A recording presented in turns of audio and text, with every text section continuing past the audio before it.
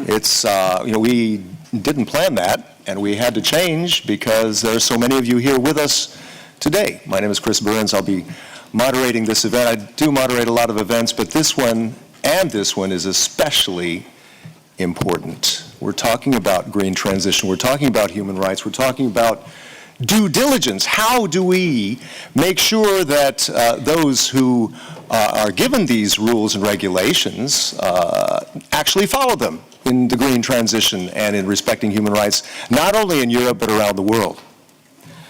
So that's what we're going to be talking about. We're going to be talking with policymakers, with businesses, SMEs, big and small, and with you as well. And that's very important as well for all of you here and all of you who are connected online. You can send in your questions on YouTube, in the YouTube chat, or here you can just raise your hand. So we do want to get you involved as much as possible. We want to make this as interactive as possible. We have this House, this Parliament, 700 people voted that we have a climate emergency. Well, this is all part of that. The problem is that we have lots of rules and regulations, but there are a lot of them and a lot of guidelines, but they're not being followed. And a lot of it is voluntary. It's not working. And there's business climate impact as well. The Standard & Poor's study shows that CFOs and CEOs reported that 6% of their annual earnings were affected by extreme weather and climate events. So we need something EU-wide, and that's what we're going to be talking about today. Also, if you hear anything that you'd like to cast wider, please do, hashtag due diligence. Hélène, we're in how many languages translating, interpreting? 4? Spanish, Italian, English. Spanish, Italian, English, and French. Okay? Voilà. Donc, let's start with some opening comments by Iban Garcia del Blanco, S&D Coordinator of the Committee of Legal Affairs, JURI. Iban, por favor. Gracias, Chris. Thank you, Chris. First of all, welcome to the European Parliament. Welcome you, dear friends, colleagues. I would like to warmly welcome you all to this workshop organized by our group, the Socialists and Democrats in the Legal Affairs Committee. I know that there are around 250 people in this room. That is amazing. It is awesome, and I assure you that this is not normal for any topic at all. So thank you very much for attending, because it's the real signal that this is an important debate, a very important and main important debate in this House and outside this House. And we have, by the way, many more online, at least more than 60. So the numbers, as I said, are impressive. The conversation we are hosting today aims to hear your voices. So thank you for responding to our call and for your participation in this exciting conference we are organizing on the future of the due diligence. I have no doubt that discussions will be fruitful around this captivating issue, which boils down to how we see the future of doing business in the world and how businesses can be instrumental in making the Green Deal a reality and making the world a better place for human rights, including social rights, of course. Since the beginning of the term, the Socialist Group is making calls for the introduction of ambitious legislation on the due diligence, and it has placed this topic as one of its top 10 topics, priorities, until the end of this mandate. Within the hands of Lara, at my left-hand side, Lara Wolters, and with the support of the many rapporteurs from opinion-giving committees, 3 of which are from our group and are here with us today, and thank you very much for attending too. Our group is leading the works in the European Parliament and paving the way towards a sustainable, responsible and fair way of doing businesses. I'm sure that this objective is close at hand. I'm so sure of this. Now, may the discussion begin. And I have to say that, unfortunately, I have previous appointments to attend as well, unavoidable appointments, so I have to leave. This is a pity for me, at least. And thank you very much for attending, and so sorry to have to go. Thank you very much. Iban, before I let you go, you said that the Americans are watching here, that they are interested in seeing how we do it here. I'm speaking as a European citizen. That's impressive, isn't it? This is going to be important to see what happens here. Absolutely, absolutely. Thank you very much. Iban, thank you. Muchas gracias. Thank you. Thank you to Iban. Lara Walters, welcome.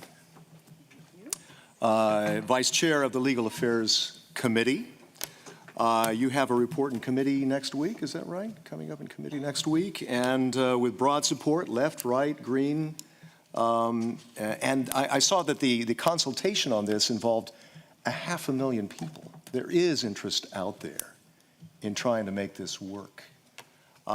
What difference would due diligence make at the end of the day in putting an end to abuses in environment and in human rights? Before going into that question, I also wanted to say welcome to everyone here. And I will go into your question. And just in case people are thinking, oh gosh, another speech, we're not going to do a speech here. We're going to do a short Q&A and leave our esteemed panelists to deal with the really tough questions. But before doing that, I wanted to say welcome to everyone. And I am very heartened and impressed by the turnout here and online. And before forgetting also... We're 170 viewers now. We jumped to 170.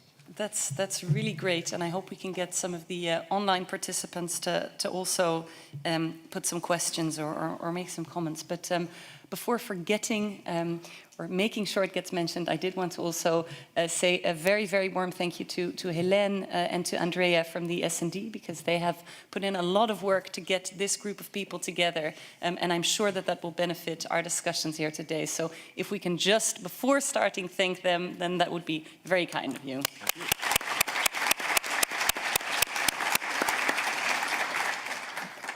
What was your question again? How is all this work, how is all this work you're doing now going to make a difference? How could due diligence, if we get this through over the, past the goal line, what difference is that going to make in fighting abuses in human rights and environment abuse? Not only here, but abroad. What we're after here is ensuring that there's no more looking away or no more companies, governments and others pointing at each other and saying, yes, but they're the real ones responsible, or they're the ones who have to fix this. And I think that pointing to each other, for me at the moment, is very visible in Qatar. To just throw in an example, if you look at the victims there building stadiums for our World Cup, for a party, no less. And if you look at the human rights abuses there and how they've been responded to, there's been a whole lot of companies pointing to each other, the Qatari government pointing to companies, then FIFA and Qatar pointing at each other. And at the end of the day, what this is about, which is respecting human rights, ensuring things like compensation and redress when needed, is not what gets focused on. And that, to me, that sort of pointing to each other or looking away is what we need to stop. And that's why, for me, the starting point of all this is the impact of this directive on the concrete impact on the environment, on human rights, on things like corruption. Okay, now, there are statistics that show that a lot of businesses are not following voluntary procedures on this. So how can this help to push that along, to maybe establish a level playing field so that all businesses know they have to follow that rule, those rules? There's a lot of voluntary initiatives, and I think that there's many amongst those that have been successful, at least in their take-up. I think one of the problems that we face is that there's companies that want to do more and that want to go faster than others, and then there's companies cutting corners and companies free riding or making a business model out of cutting corners. And that's what we need to avoid. And I think that voluntary schemes or sectoral schemes can be extremely helpful and can have a place here. This is a horizontal directive we're working on, meaning we're legislating here for a huge amount of sectors, and the impact of this hopefully will be felt throughout different continents even. But that means that there is a place also for giving more color to this legislation.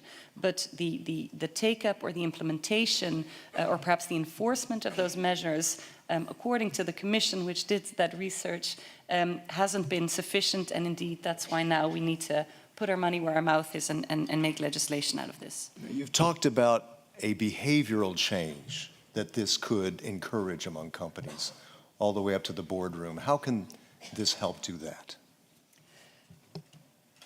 Boardrooms or those involved in companies on due diligence need to know what is expected. And I think that what is expected academically perhaps is quite clear. I mean, I don't think that we're reinventing the wheel here, and the United Nations Guiding Principles, the UNGPs on responsible business conduct or OECD guidelines on it are clear in that there's respect for human rights, there's respect for the environment that's required of companies, and what it means is companies taking a proactive interest in what goes on in their value chains.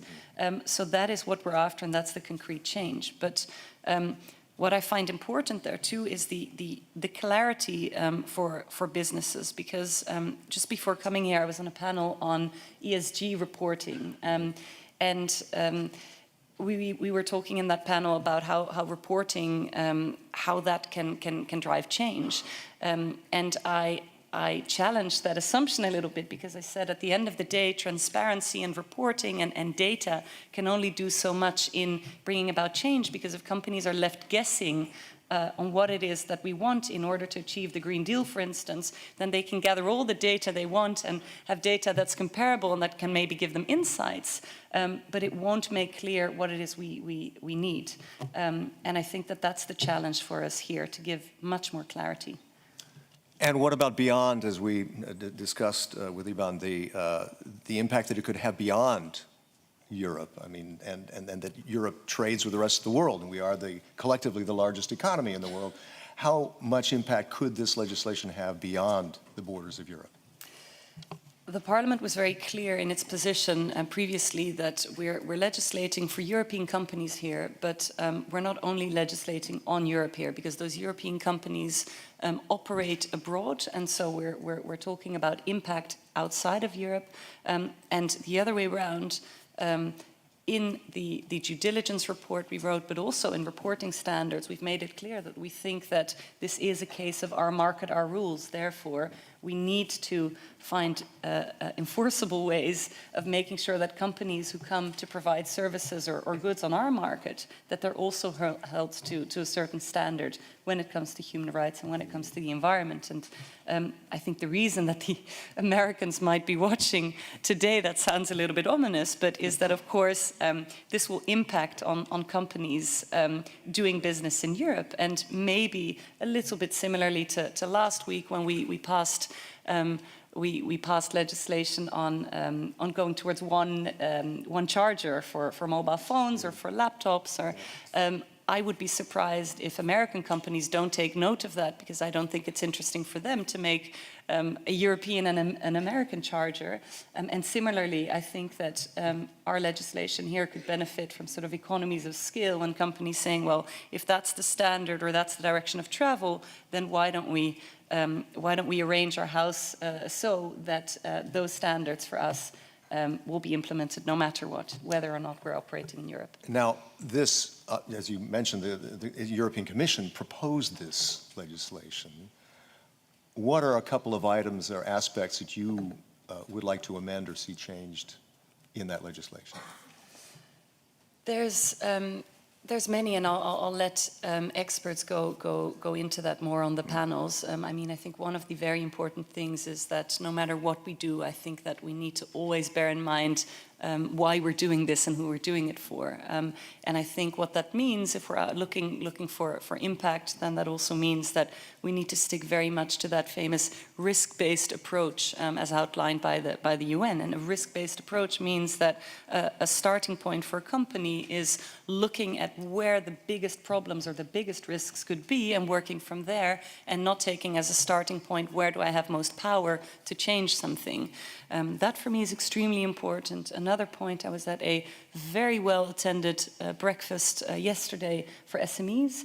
And SMEs, whilst not included by the European Commission, will definitely be impacted by this legislation. And the European Parliament was clear that SMEs and high-risk sectors should fall directly in scope.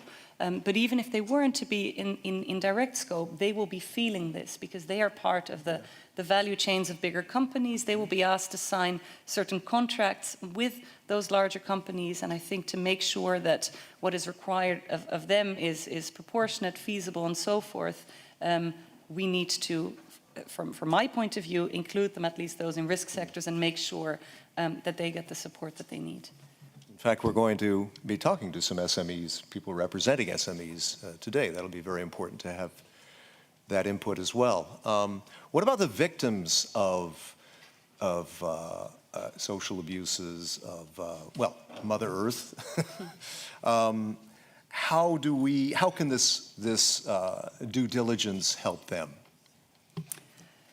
In terms of Mother Earth, I don't know if any of the other panelists can speak to that, but there's this interesting legal concept, I think, being developed at the moment of giving legal status to the Earth, which could come into this, and the concept of ecocide, of course. But now I need to remember what your question was. Your question was? Well, I mean, how much does this due diligence legislation give recourse to those who are looking for justice, who need a hand? So I think in its current form, the proposal doesn't take that as a starting point, or doesn't quite address that properly. I think that it's been mentioned many times that the word remedy doesn't feature in the Commission's proposal.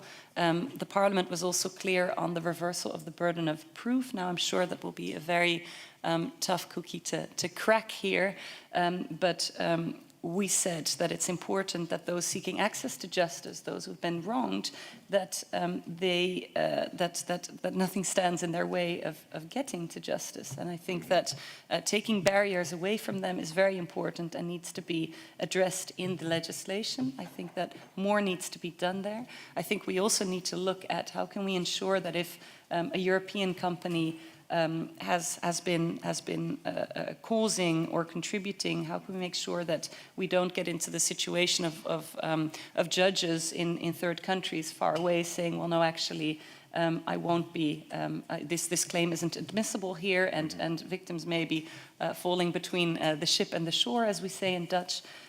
That's all, I think, a very important focus of this report, but I'm sure that we'll have very difficult discussions and negotiations on this, because this gets to the core of what many companies fear, of course, which is the liability regime and what actually they can be held liable for.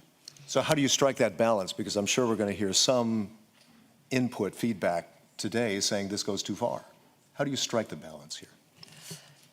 I don't know that I can say that we will be able to strike some sort of mathematical balance or a scientifically approved balance. I think that policy making is a very, very difficult thing to do if you're after keeping everyone happy. But I do think that we've got a few anchoring points that will be important here. We do have the established concepts of causing harm, contributing to harm, or being linked to harm, which are rather different.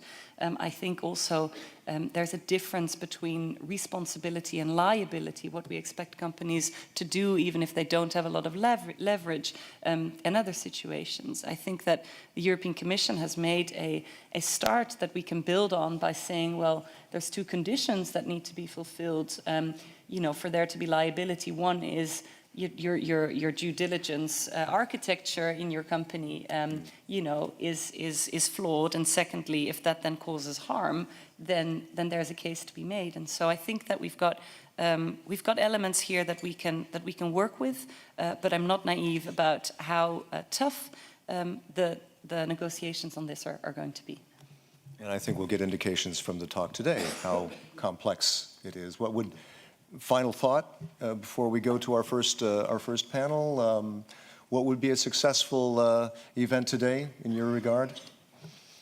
I suppose a successful event today is one where we hear differing points of view and where there's clashes as well. I don't think that anyone wants to sit in a room and listen to a lot of people agreeing with each other. But if we can walk out of the room today saying, yes, it's going to be difficult. Yes, the current context of a war, inflation, and so forth is difficult. And yet we need to overcome those difficulties, and we need to all put our shoulders under legislation that actually makes an impact. Then I would be very happy. Okay, Lara, thank you very much. We'll come back to you a little bit later. Thank you, Lara. Thank you. If I could call up the first panel, Emily Norton, Responsible Business Conduct, with OECD. If you could bring your card. Yeah, everybody bring your cards. Phil Bloomer, Executive Director, Business and Human Rights Resource Center. Pedro Oliveira, Director, Business Europe. And, yeah, the three of you. And the title of this first conversation is Ensuring Impact and Feasibility, ESG, Environmental Social Governance, Value Chain, Liability. These are all very, very tough issues to deal with in due diligence. But if we don't have due diligence, all this legislation we have on Fit for 55, green transition, what all is really not worth the paper it's written on unless you can have accountability, and that's what due diligence is all about, isn't it?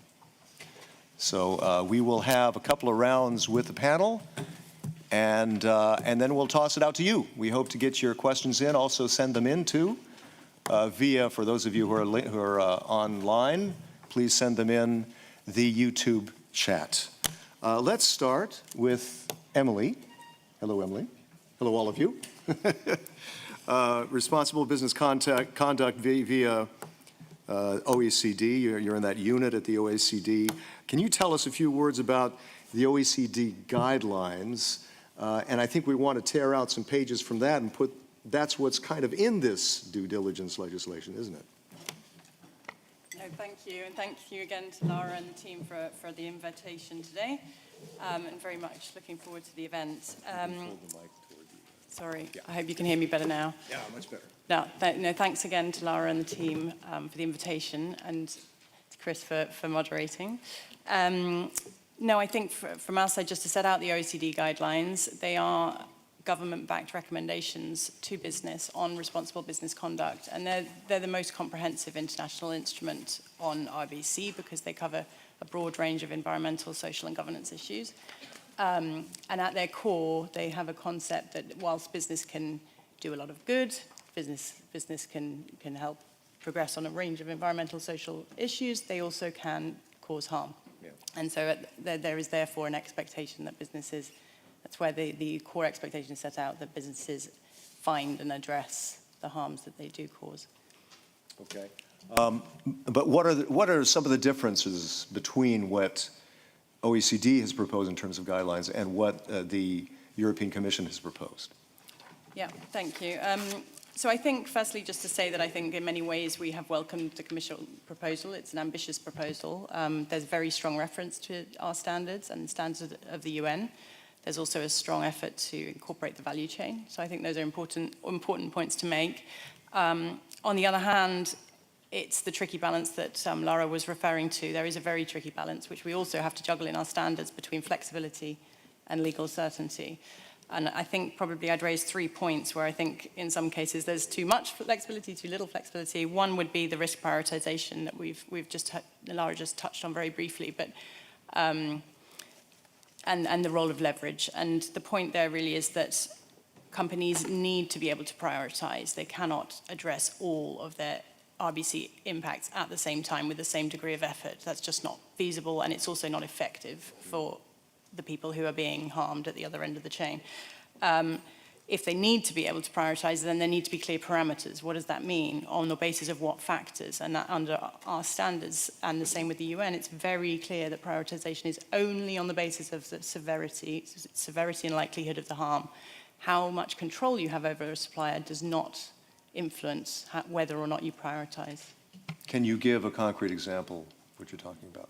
Yeah, so for example, if you're dealing, and I mean, I'm speaking to businesses about this at the moment actually, but if you're dealing in the garment sector, for example, you'll often find there's a very natural tendency actually to look at your sort of tier one manufacturers where there might be overtime issues, living wage issues. Those are quite sometimes very important impacts to address. There might well be very important issues that are coming up, but there can be a tendency to address them at those suppliers because they are the largest supplier, because they're sort of closer to home, and those issues can be found and addressed quite quickly, compared to even in the same supplier, something like child labour, freedom of association, much trickier issues often to deal with. And then, of course, there's the entire upstream supply chain, the cotton fields. You know, there's an assumption that actually you start at tier one, whereas maybe the most significant impacts, as we know from quite a bit of research, are not always in that tier one section of the supply chain. Okay, let me move on. We can come back to you. Phil Bloomer, Executive Director, Business and Human Rights Resource Center. Phil, would you say that that the Commission proposal allows to address the main challenges of due diligence, which voluntary standards we're failing to address? Thanks very much, and thanks again for the organisation of this event. I do think at the moment that the draft directive is an extraordinary step forward. And it's being therefore watched around the world, as we heard from Lara. And, you know, literally a few weeks ago, we were contacted by the Chinese Apparel Business Association to seek more explanation as to why, as to what this would mean for Chinese. So in terms of that broader international impact, is substantial. I think, again, in terms of we, as the Business and Human Rights Resource Centre, have monitored and tracked various of the voluntary approaches. We know that they have a really important impact, but in a relative minority of companies, the responsible and leading companies that want to do more, that want to distinguish themselves by their ethical responsibilities, they will use those voluntary standards to distinguish themselves, but also to drive innovation in these areas of responsible business conduct in their own operations and supply chains. So if you look, for instance, but what it doesn't do, those voluntary, is actually deal with the majority of companies. The majority of companies that do not see responsible business conduct as a primary responsibility, either for the board or for the purchases that they send out through their supply chains. And this is where the mandatory nature of the corporate sustainability and due diligence directive will make a profound difference by bringing in not only that responsibility, but also the civil liability around it. And therefore, as Commissioner Reinders said when he started this whole process, to change the calculus of risk in boardrooms, to change the business model, to actually make sure that that business model makes companies start to absorb and understand the risks in their supply chains, as Emily said, but also act on them, and rather than simply accepting that there's going to be some damage along the way and that will be externalized through greenhouse gas pollution or other pollutions, or through paying the lowest wages by price gouging, through sending young men out from their brands to go to Cambodia and ask for a further 10% discount on the apparel, on the clothing, knowing that that will mean further reductions in wages of women workers in those factories. Okay, so you like what's on paper, but how do you ensure that it will actually have impact, that there will be tangible benefits? Well, again, what we need to see is really powerful, a really powerful directive, first of all, but then also the implementation to make sure that that happens. That will happen partly through all the member states and the Commission really having the administrative and implementation units that are necessary to ensure that this is being properly regulated and observed through what the companies are actually coming up with. And that's it's perfectly feasible to be able to do that. But what we also need is that investment in the companies through ODA and other into the investment that's necessary in the companies in the South as well as in Europe and into civil society. And it's the trade unions, the environmentalists, the women's organisations and the indigenous organisations that will also play a fundamentally active role, as they do with us. You know, we've taken up 900, since 2020, we've taken up 900 allegations of abuse against European companies. And they have come from those grassroots organisations asking simply for a reasonable access to justice and redress. Let me go to Pedro. You're head of legal affairs over at Business Europe, which represents businesses all over Europe. And do you think that this legislation strikes a good balance? And this idea, I guess, of businesses hate unpredictability. They want predictability. They want that level playing field. Do you think this establishes a level playing field that puts it in the interest of all businesses to follow those rules? Hello, good afternoon, everyone. Thanks, Chris, for the question. Very happy to be here representing Business Europe. Just to put it out there that Business Europe welcomes a EU regime on mandatory due diligence. I just wanted to clarify that. I think it's important to start this debate. There is the clear benefits of having a good piece of legislation, but we still think that there is some way to go to get the balance right. A few examples is that we tend to see this, there is a kind of a more punitive approach rather than an educational and enabling approach in the proposal. Because for us, we need to, the due diligence is about the process. It's about identifying problems, about solving them. And if you are too strict, if you are punishing those who are trying to do the right thing, then people will simply do not engage and they will just pull out of markets. So from our perspective, we need to move from this punitive to a more endorsing and more enabling approach in the directive. It was said already here today by the colleague from the OECD, we need to have concepts like prioritization, given more emphasis, risk-based. There's some terminology which is rather vague, and companies need clarity to be able to act. And then finally, but not least, the level playing field that has also been mentioned today is simply not there. So we are talking about the directive, we're talking about the legal basis which is to promote the internal market, to promote the level playing field, similar rules. Let's not forget that sustainability is not a national problem. It's not an European problem, it's a global problem. So to ensure coherence, we need rules that are really, truly harmonized. Can you elaborate on why it's not a level playing field? Let's first start with the fact that it's a minimum harmonization directive, where member states have total and utterly freedom to top off, to add new things to the proposal. And this is quite problematic because it will not help companies to operate in this clear space, as Emily was mentioning earlier.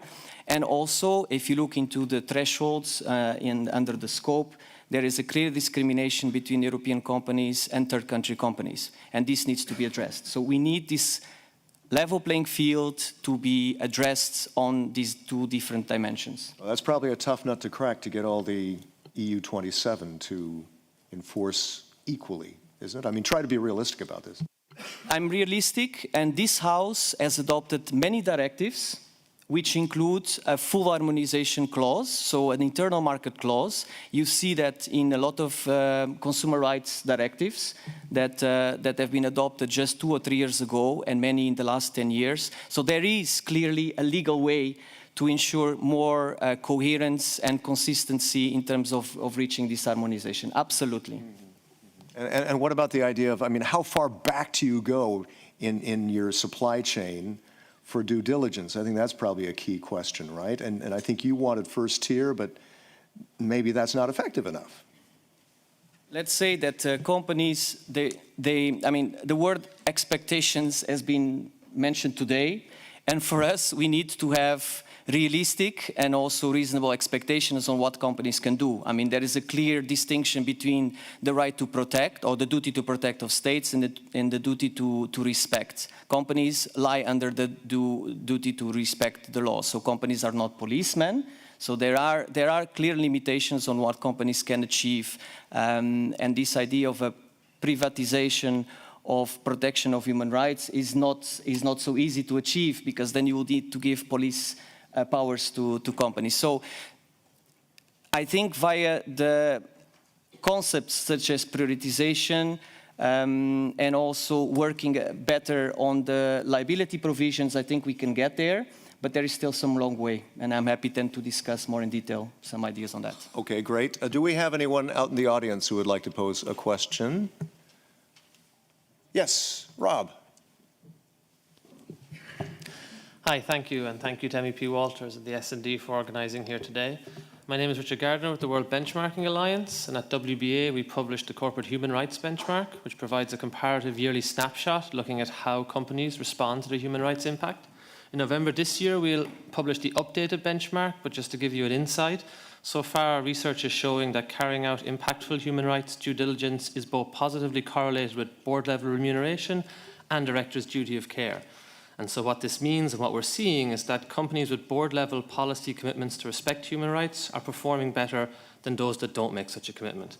In effect, it's creating a virtuous circle within the company. And so my question to the panel is, given these positive correlations we're seeing, how important do you think such an integrated approach is, and how vital is it to legally mandate senior management responsibility for due diligence plans and processes to achieve meaningful due diligence? Thank you. Thank you, Richard. Sorry, I gave you the wrong name. Any other questions at this point before I go on with other? Yep. Yes, please.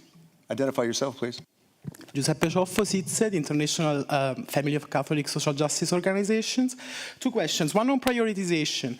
We agree it is a better approach than what's currently in the Commission's proposal. How do we ensure the impacts that happen and that have been prioritized as law are not used, that prioritization is not used as a shield, in this case, for a company's responsibility? And a question for Business Europe. We hear the proposal is too strict, but it's also too vague. What does that mean? And if they could be more specific in what elements they would like to see more clarity on. Thank you. Okay, who would like to take that, at least the first question, then we go to Business Europe. Well, shall I take the prioritization go ahead, question first? Just to say, very much an area of interest for us, and I think it's really important that our standards speak to this point in the sense that they don't only say that businesses should prioritize on the basis of specific factors, so severity and likelihood, both defined, and so that could be reflected in a law to exclude the leverage aspects I was talking about earlier. But also then you could have, and we would recommend having more robust criteria for what the prioritization process looks like, and that would mean, prioritization processes that flow across the full due diligence process would involve, for example, robust stakeholder engagement, meaningful stakeholder engagement to ensure that your prioritization process is credible. And also it involves very much setting out, for example, clear expectations at what we call the high-level risk scoping level to ensure that already at the very, very outset of your due diligence, you are already looking at the right, most significant RBC risk issues. And that involves, again, stakeholder engagement, but it also does get lost a little bit in the debate that I think sometimes I'll focus on GHG emissions and I'll look at forced labor and all these labor risks, when actually sitting back and doing the scoping phase and prioritizing exactly which risks you're addressing and why, and have you done a proper prioritization process at that point, then flows through the whole process. And then I just end quickly, if that's okay, to say that critical, of course, is that then business can demonstrate all of that they can demonstrate a proper process. And that means, of course, clear being able to demonstrate either publicly or on request to authorities, depending on how the law is defined, but showing, or at least able to show that they have engaged with meaningful stakeholders, that why they have prioritized in certain ways, what their justifications are, And then just on the flip side, of course, businesses should not be unreasonably sanctioned where they then do prioritize. Phil, you wanted to interject something before we go back to Pedro. Yeah, thanks very much. I mean, just to say, thanks for the question from the World Benchmarking Alliance. The, shift ourselves and the Anti-Slavery International have reached out to a large number of European companies, large, small, from various sectors, all of which are very much in favour of the civil liability and the due diligence directive. And it's important to say, I mean, I was with a vice president from one of the largest apparel manufacturers in Europe only a couple of weeks ago, and he said three things to me. He said, first of all, Phil, that regulation drives board attention. So if we want board attention, we need this regulation, and we need it to have the penalties, not against the responsible companies, but against those irresponsible companies. Secondly, he said that human rights and environmental due diligence regulation is beneficial to our company, and that's what the point that you were making from the World Benchmarking Alliance. And then thirdly, he said that human rights and environmental due diligence regulation is not a threat to nearshoring of production, against, unfortunately, what Pedro's suggested.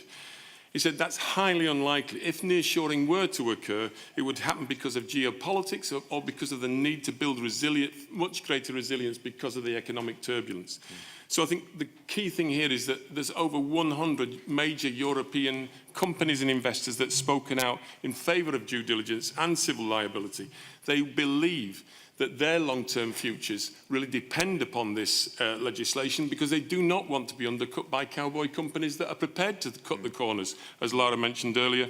But they also recognise that it's important for their investments, particularly as ESG investment grows, and it's growing rapidly still at the moment.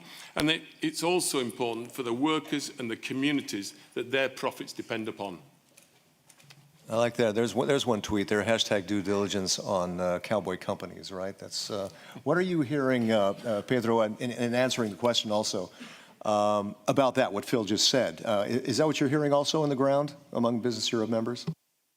I mean, just to be on the clear side, we don't like cowboy companies, of course, because the companies that we represent, which more than 20 million, they want to do the right thing. They want to do business in a safe environment. They want that their competitors also act in a proper way and do not engage in illegal behaviors and cutting corners. I don't think any company that I represent would like to be put in that corner of the cowboys. So that's what one expects. But then I would like to pick up the questions that came from the audience because I thought they were very interesting, and it's part of the debate right now about the board members. A board member has to deal also with compliance. So whether it be competition, insolvency law, I mean, there's plenty of legislation that has to arrive to the boards because they are ultimately responsible to make sure that the company follows the rules. Once due diligence, a mandatory EU framework on due diligence becomes part of the body of rules that companies have to follow, boards cannot say no. Boards have to be responsible and they will listen. So it tends to be a little bit misleading that we also have to add new liabilities on new duties on directors because they will already have to be following the new rules. Also, if you put direct liability on board members for anything that happens in value chains or supply chains, I think it will be very difficult to have directors in companies taking risks, because being entrepreneurial, going beyond your comfort zone is about taking risks to produce, and actually you need prosperity to meet planet and people. So you need a strong prosperity and strong companies and companies that are able to take risks and to evolve, provide innovation, etc. So in a way, first, if you go too far in terms of the liabilities on directors, you will not have such an entrepreneurial necessary behavior from the boards, and you will also have difficulties to find board members. I'm a vice president of a company, and I'm not sure I would be sitting in the same board if I know that there is an unlimited liability that will fall on my shoulders, independently on the type of negligence or other types of bad behavior. So I just wanted to address that point, and then to address the point that was raised earlier as well about the vagueness and the strictness. So there's both. It's paradoxical, but there is both, because the vagueness is about some of the as I mentioned before, some of the concepts. The concept of stakeholder is basically anything that moves on this earth. Then established business relationship, this is a concept that has been criticized across the board, not only from Business Europe, but from many people. I think the colleagues, I see some noddings. And also the material norms. We have an annex with 6 pages with mostly state-to-state conventions, which most of them are not applicable to companies. So there is vagueness. And then in terms of strictness, I mean, you have a lot of obligations in terms of stopping or blocking contractual obligations. So there is indirectly harmonization of contract law at European level with impact on relationships beyond other laws as well in third states. So there are multiple examples of strictness that will simply make it difficult to apply this legislation in practice.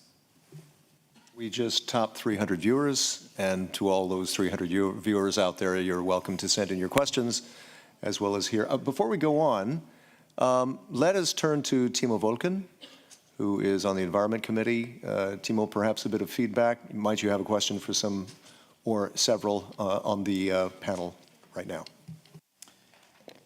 Thank you very much, Chris. It's good to see you again. And as you rightly pointed out, I'm responsible in the ENVI committee for our opinion to Lara's work. And I would like to thank all panelists today for their remarks. I would have a question for everyone, or even two. So starting with Emily, you pointed out the OECD guidelines, and they are obviously very important. They are also the foundation for our work, or for my work in the ENVI committee. In fact, I think that the Commission proposal would have been way better if they had more oriented itself on the OECD guidelines. I think a key point you mentioned is flexibility.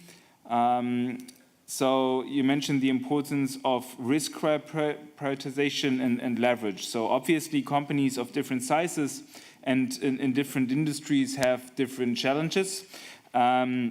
And leverage. So my question would be, how do we ensure that this flexibility, which is part of your guidelines, is translated into the legal text that is actually legal sound, so to avoid more vagueness?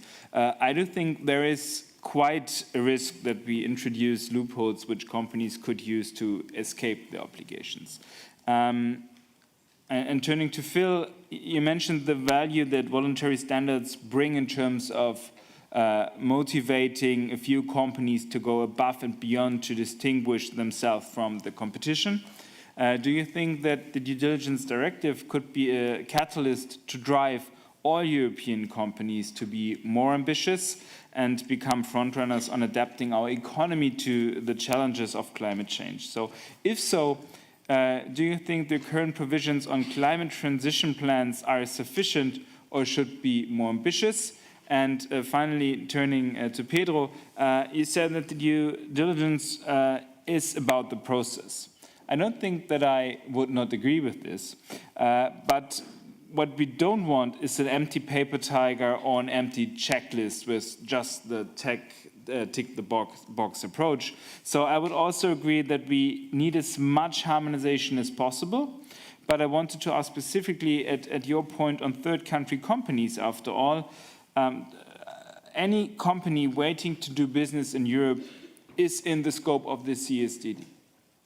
And they would have to comply with its rules. In this context, I would be more than interested to hear about how you think we can get harmonization and a level playing field, given the obvious limitations that we are making European laws here, and unfortunately not global ones.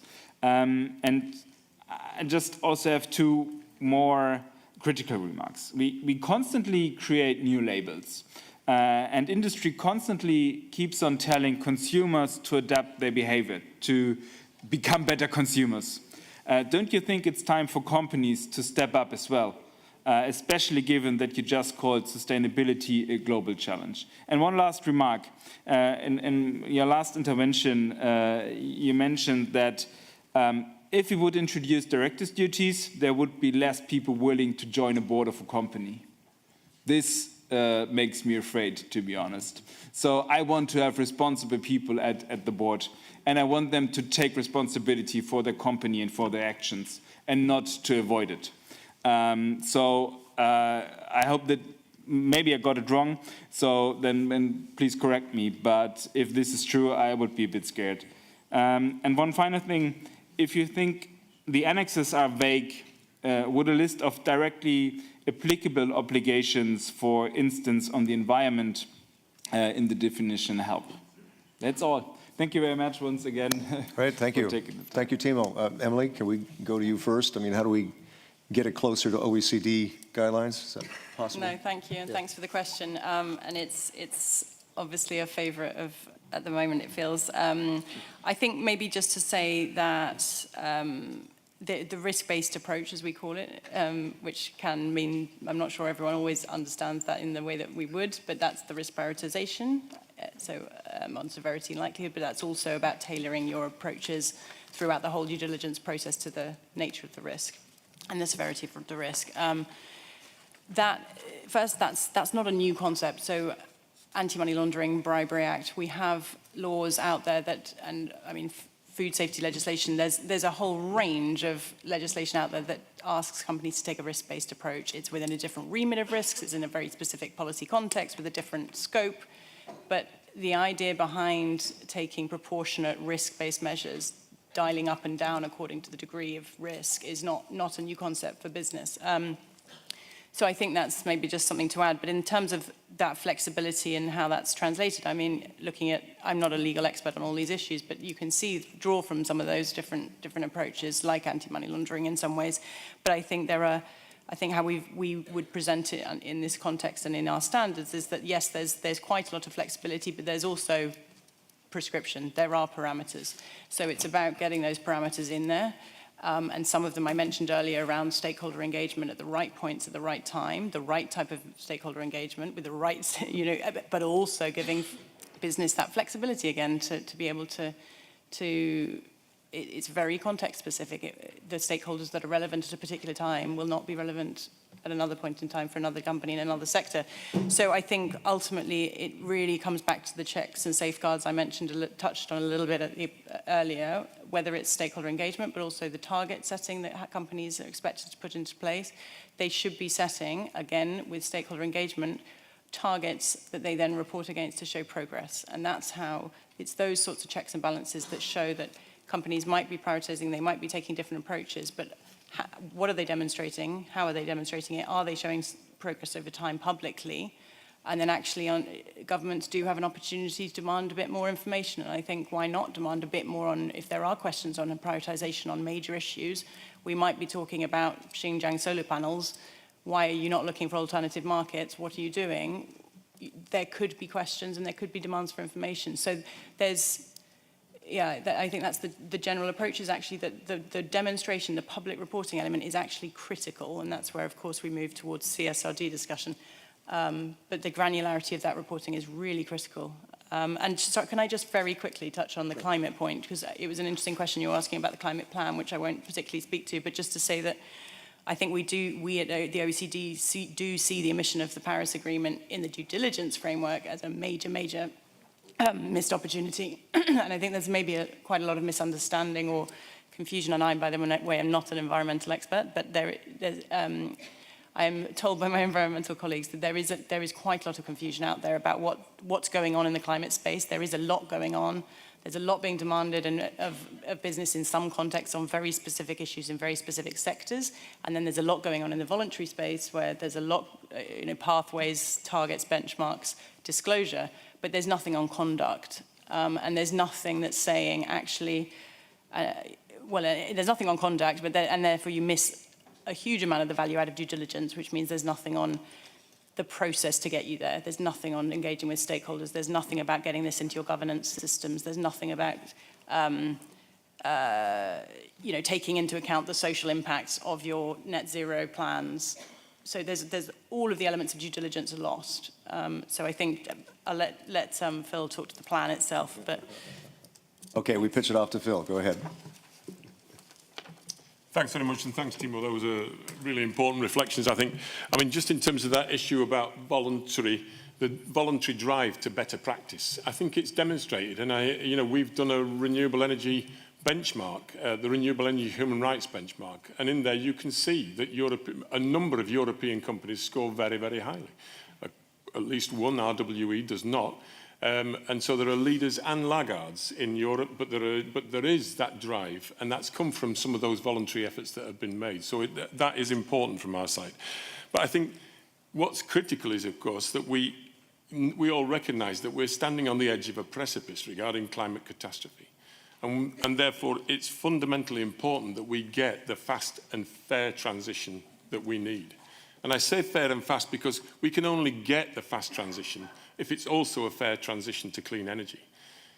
Unfortunately, at the moment, we're taking up a very large number of allegations regarding the renewable energy companies and regarding transition minerals. We know that there's got to be massive investment in those two fields. There's got to be massive investment. The International Energy Agency says that the extraction rates for minerals such as copper and cobalt, lithium, manganese, nickel, zinc, they've got to increase by an average of 6 times by 2040 if we're going to reach the 2050 targets.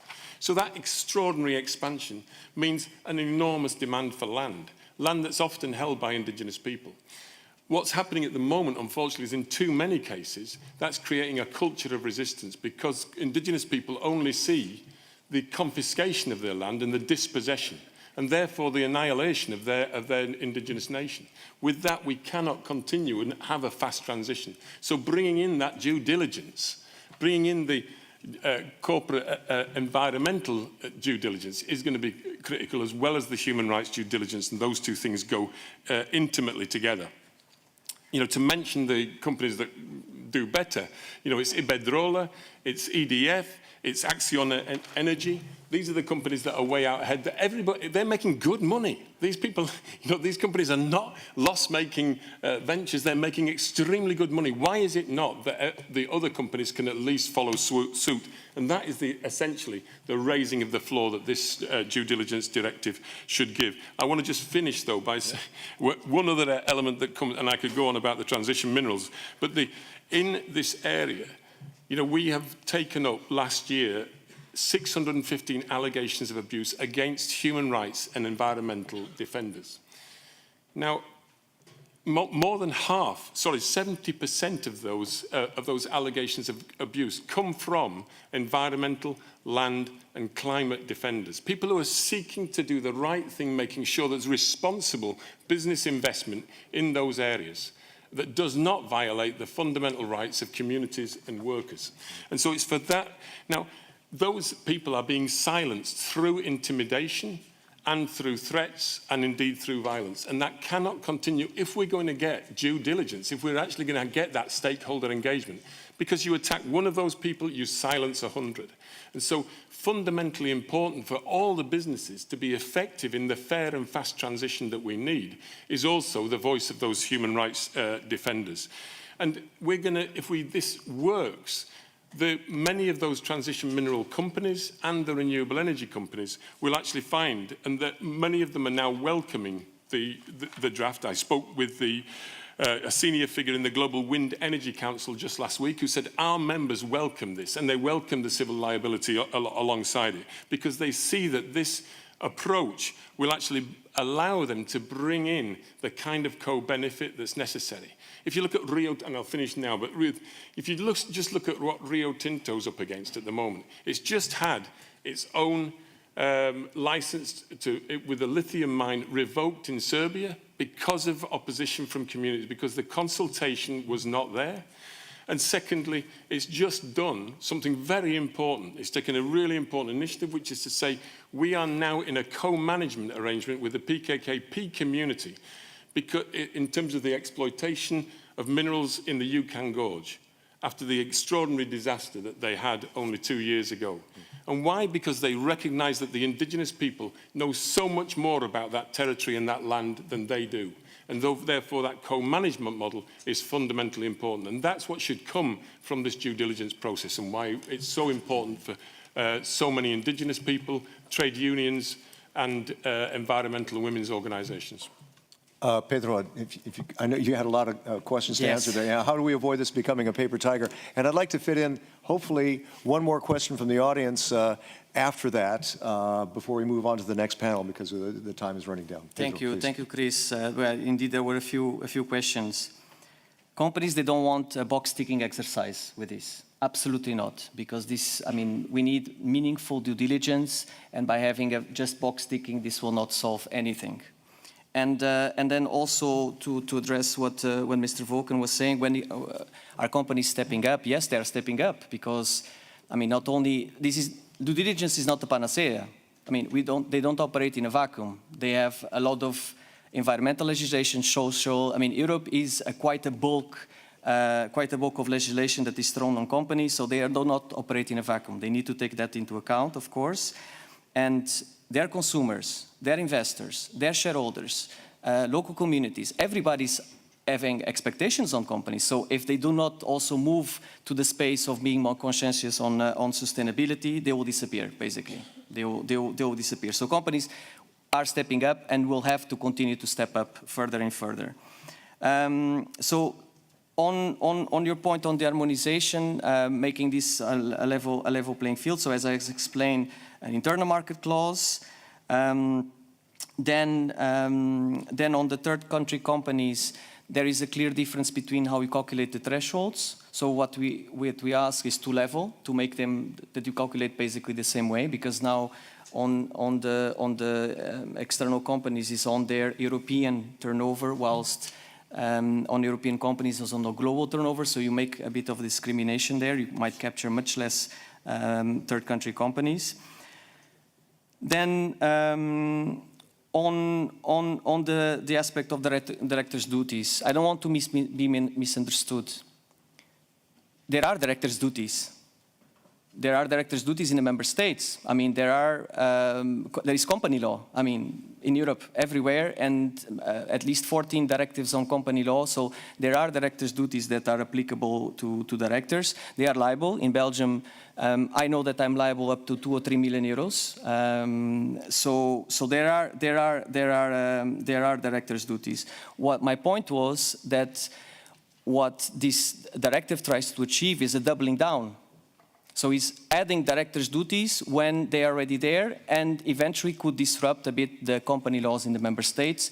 And I have not seen from the Commission any study that justifies intervention in directors' duties and why it is justified to go into that space. So I just wanted to raise this as well, because at the end we need to also to operate within better regulation as well.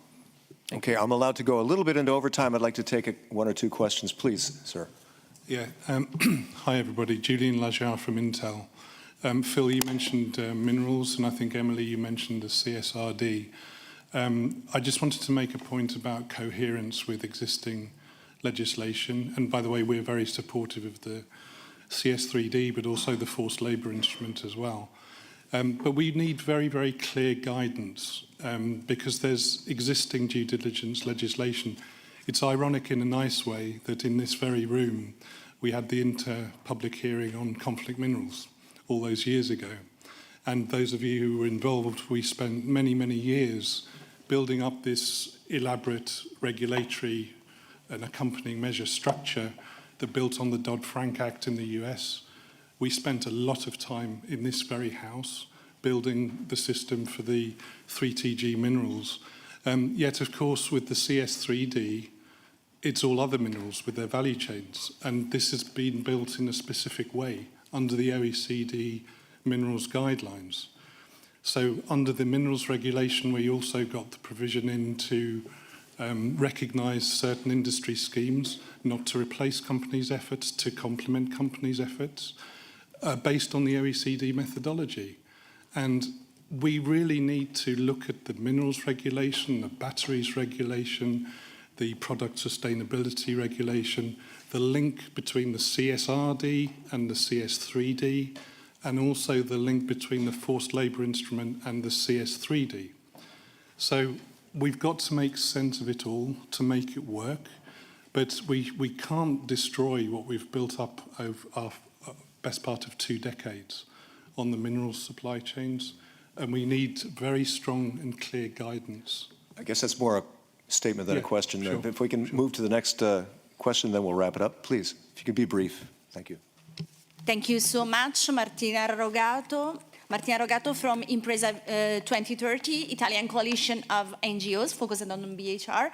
So how can we avoid this directive will be transformed into a simple compliance exercise, for example, on those not established business relationship? And this is an issue because a company could comply with the due diligence but not in their temporary business relations. And if you have in mind any, let's say, digital tools for developing due diligence, because as we know, is not so easy, it's not so simple. We thank OECD for their guidelines, but concerning environmental issues is more technological, but with social issues is very challenging, time-consuming, and lots of economical investments. So thank you. Grazie, molto grazie. I guess, Emily, maybe you might have some advice on digital tools? Well, personally, less on the digital tools. We do have a digital team who are working that I can put you in touch with, but I was going to answer more the, if that's okay, the avoiding compliance box ticking. I mean, I think that's where some of us probably are all aligned on the panel, actually, but I think from my side, and maybe something I should have added earlier in terms of the prescription from the standards. First, we are dealing with voluntary standards that do have more flexibility than is going to be realistic in a law. I think that has to be recognized, and there will be terms and concepts that need to be refined. But by the way, on some of those and some of the parameters I mentioned earlier that sort of act as safeguards to that flexibility are numerous, and I gave one example of stakeholder engagement, but there might be also, for example, I can give you, there's clear process on disengagement, the triggers for when disengagement might be appropriate, when it's not, and why it's important that it's not too black and white, as we think the Commission proposal is. There's also clear parameters on, for example, if you're responding to impacts, if you're causing, you have a heightened expectation, there's a remedy expectation, if you're contributing, similar, and then if it's your business partner. So I think building in all the specificity and building on it, because we appreciate it, you know, it is up to governments as to how to then refine and define, but that should help towards what you're talking about. And I think, again, I mentioned the targets earlier, but maybe just to say that I think some of these concepts, and probably having to end soon anyway, but maybe as a sort of concluding, I think some of the concepts where we are refining a bit further, or where we're introducing new concepts, as the one you just referred to, you know, I think it's on governments to really think, and policymakers to really think, is that, like, what are the consequences of that in a very practical way in terms of this, how this not just will be written, but how it will be then implemented by companies, and what does that mean for how does due diligence serve the people it's designed to serve? And then, you know, is it undermining ultimately the risk-based principles? These new concepts, are they undermining risk-based principles? And actually, that governments have endorsed, business have endorsed, industry associations have already endorsed, and why are they there? And why should we be upholding them? And I think these sorts of questions really need to be asked as we're preparing these laws. Thanks. Thank you very much. Thank you to Emily, to Pedro, and to Phil. Big hand to them, please. So we're talking about risk-based. We're going to talk to SMEs. How long should the long arm of the EU be when it comes to regulating SMEs and due diligence? And we'll talk to also the finance side as well, the banking side. I'd like to call up Luke Hendricks of SME United, JURI Herder of Business and Human Rights Advisor at ABN AMRO Bank, and Julie Simon, Senior Research and Advocacy Officer at Finance Watch, who is also ex-State Street and ex-Commerzbank, so quite knowledgeable about finance. So if we could call them up. If you could bring your cards, yes, your ID cards, so we can put those up. I guess, are we covered on that? Okay. Yeah, I think this is also a very, very critical issue about how much should SMEs be responsible for due diligence. And if they're not, then it doesn't go far enough, right? So, yeah, okay.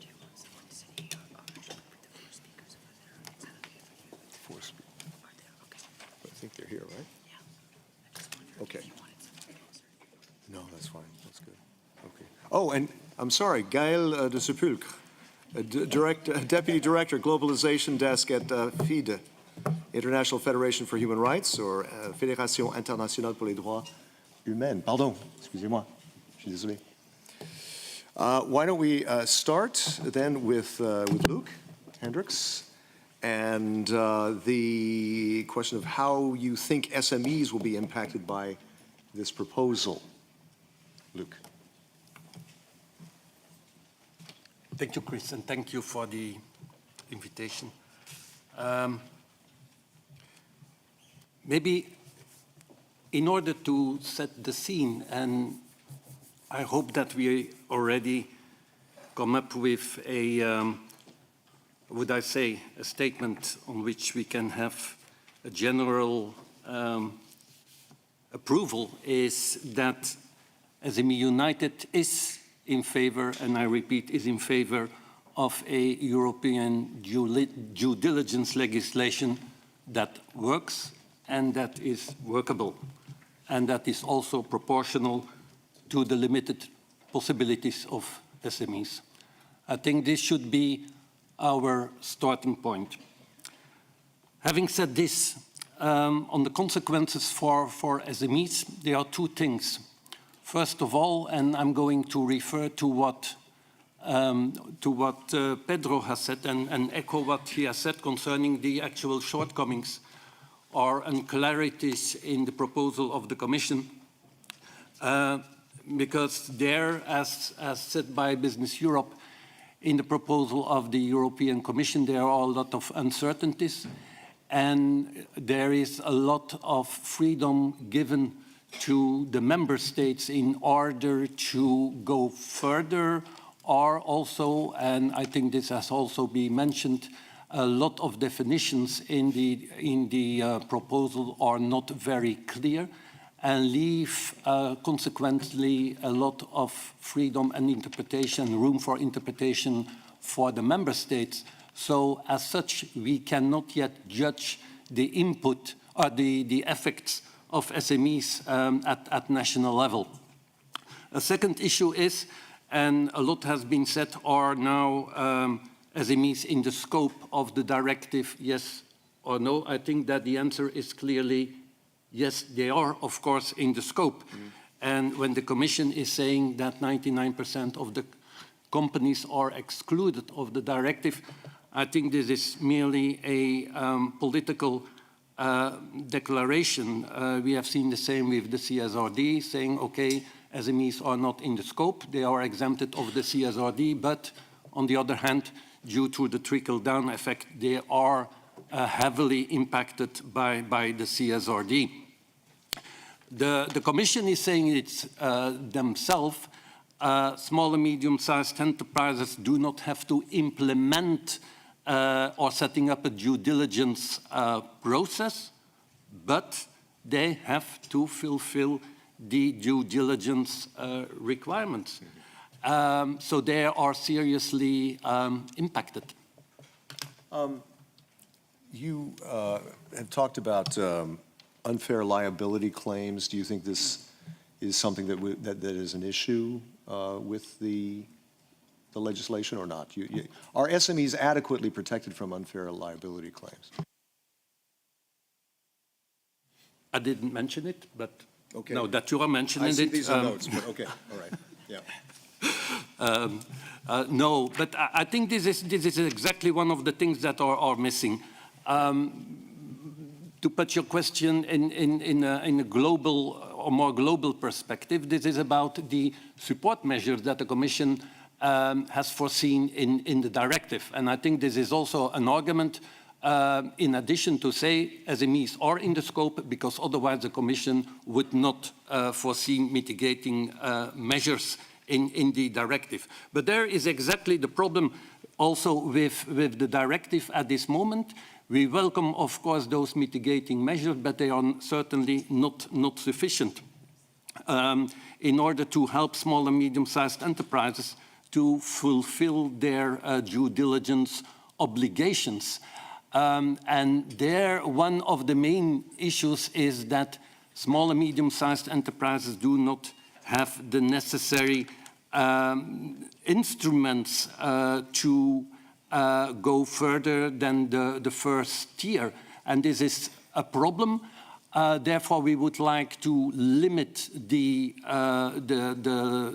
due diligence to the first tier, because, as I said in the beginning, we want legislation that is workable and that works. And you cannot expect, not from a company, not from a citizen, not from an entrepreneur, that it does things on which or he has no influence.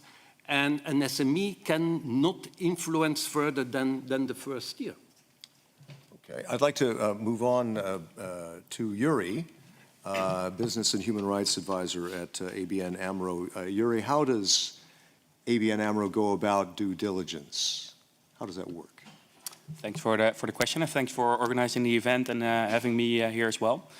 What we do at ABN AMRO is we do take a risk-based approach when it comes to our due diligence. What we have done is we identified the salient environmental and social issues that are relevant for our client portfolio, and then we found which are the most high-risk sectors from a sustainability perspective that we should ask more questions to our clients. Can you give us a couple of concrete examples of higher risk? Yes, of course. So it's maybe nearby my home. I'm from the Netherlands, so we have a large problem of exploitation of migrant workers. They're exploited by temporary labor organizations, also by the companies they work. So the agricultural sector, for example, but also maybe somewhat farther from home, the cocoa sector in Ivory Coast. You know, I think many people know many examples of these kind of sectors. I mean, do you have any suggestions of how the legislation could be modified or amended? What you're talking about is a voluntary thing that you're doing, right? Yes, we do. So, let's start with that. I'm very happy that at this point we now have legislation upcoming on due diligence, because as Emily pointed out, it's now legislation on conduct rather than reporting or other things. And I would welcome to close the gap a bit more towards what's now expected by the OECD guidelines and the UNGPs, for example, the UN Guiding Principles on Business and Human Rights. And I think the way to do that is for companies to take a risk-based approach as well. So that makes it more feasible for them. At this point, only large corporates or high-risk, in the smaller segment companies are in scope. And I don't think that approach of scoping is the right way. I think if you take the high-risk approach that I was talking about, the risk-based approach that I was talking about, then you can also include value chains, SMEs, and Okay, good. Let's move on to Julia, right? Let me ask you, what is the take of Finance Watch on the scope of the proposal? Do you agree with the regime currently foreseen for the financial sector in the proposal? Thank you for the question, and thanks as well for having me here. So a few reflections on the general scope, and then a couple of specific things on financial institutions, since this is kind of the heart of our work as well. On the scope in general, we think that the scope should at minimum be consistent with the scope of the accounting directive, as well as the scope of the CSRD, so the Sustainability Disclosure Regulation, for the mere reason that we have a quite good set of rules now on the CSRD, on the sustainability-related disclosures, and importantly, for those rules to be to bring actually impactful outcomes at the end, it's very important that they are supported by obligations to act on them, which would be this specific directive we are talking about here. So, which means that the scope should be enlarged to at minimum the large companies plus medium companies of the high impact sectors. On the financial institutions, we very much welcome the fact that financial institutions are also included in scope of the directive in general. I think I'll touch upon a couple of points which have already kind of a basis in the Commission's proposals, but where we think that could be a step further. So definitely the value chain of a financial institutions, I think logically is not exactly the same definition as the value chain of a company. So we do welcome certain specification which is provided in the directive. However, it should not be limiting. Second thing is that financial institutions should also have specific tools which they can use to enforce to act on the potential or actual adverse impacts, which in particular should be their engagement policies, voting policies, depending, of course, on the type of the financial institution, and the right to terminate a relationship should also be included, but of course, this should be like the measure of last resort. So we would very much welcome to see a broader set of tools which financial institutions, specifically given their specific and very important role in the economy, have at their disposal. And the last but not least is a very important point is the transition planning. So transition to specifically climate objectives, the objective of climate neutrality, which I think hardly somebody would doubt that this is the internationally and also at the European level agreed common point of convergence where we have to go, but also other sustainability targets. So we very welcome that there is still some, let's say, remainings of the provisions on this, but we see a clear need to strengthen the provisions on this, specifically the obligation of everybody who is in scope of the directive to have such a transition plan. The sustainability targets, apart from the climate neutrality, which I think is a universally recognized target in a sense. However, the Paris Agreement is not listed in the annex of the directive for unexplained reasons. But also the other sustainability targets should also be defined in compliance or in accordance with the taxonomy, the European taxonomy of sustainable activities. And so why is this important from the financial institutions' perspective is that we now see the financial institutions committing to transition, especially transition to climate neutrality, apart from all the rest of the sustainability objectives. And they use these transition plans that they have so far been coming up on the voluntary basis as a risk management instrument. So they kind of claim that they are having their risks in control because they have those transition plans. So we see that it is very important to make sure that those transition plans also are subject to the same standards and are robust, in particular also in prudential regulation. But for that, there needs to be an obligation in this directive to have those plans, to subject them to the standards, not only for the financial institutions themselves, but also for the companies, because crucially, financial institutions depend on the information provided by their clients. Do you think as the directive stands, how effective will it be in fighting greenwashing and fighting just ticking that box? So that's exactly, I think, the point of strengthening the provisions so that it's not a box ticking exercise, exactly. So that this, and in this context, the directive's responsibility, but also supervisory powers are also very important as an enforcement tool, right, to make sure like the standards are lived up to. Importantly, from the financial institutions' perspective, we are not only talking about greenwashing, but not also from financial institutions, but in general, we are talking here more like risk washing.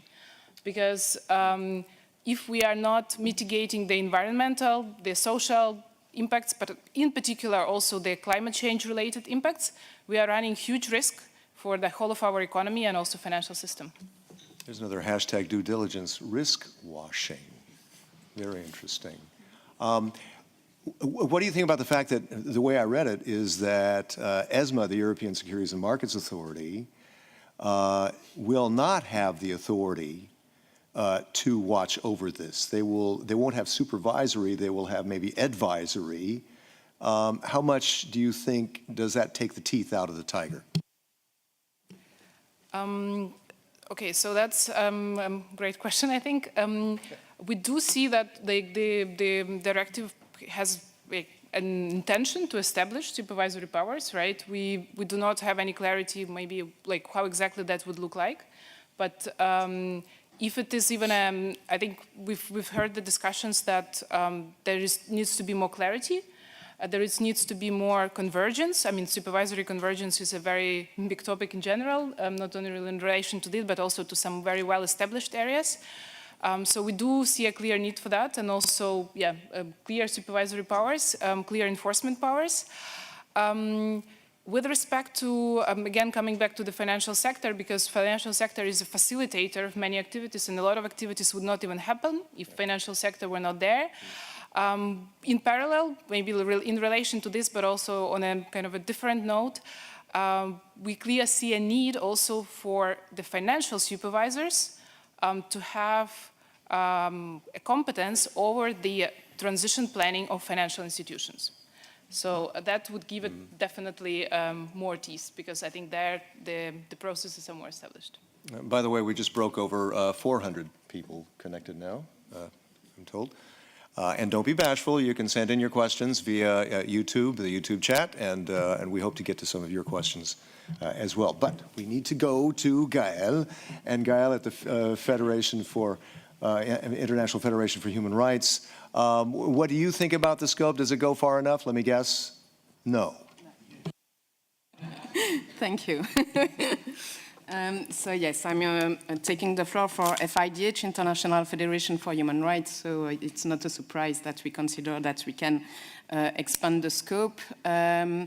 Actually, we are documenting a lot of situation on the ground in the value chain of European companies, and we have seen how the impact on human rights have absolutely nothing to do with the size of the company, the structure of the company, or the established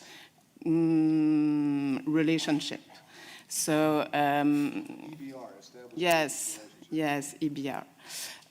So the fact that it is established listing or something else is with absolutely no impact on how population may be affected on the ground.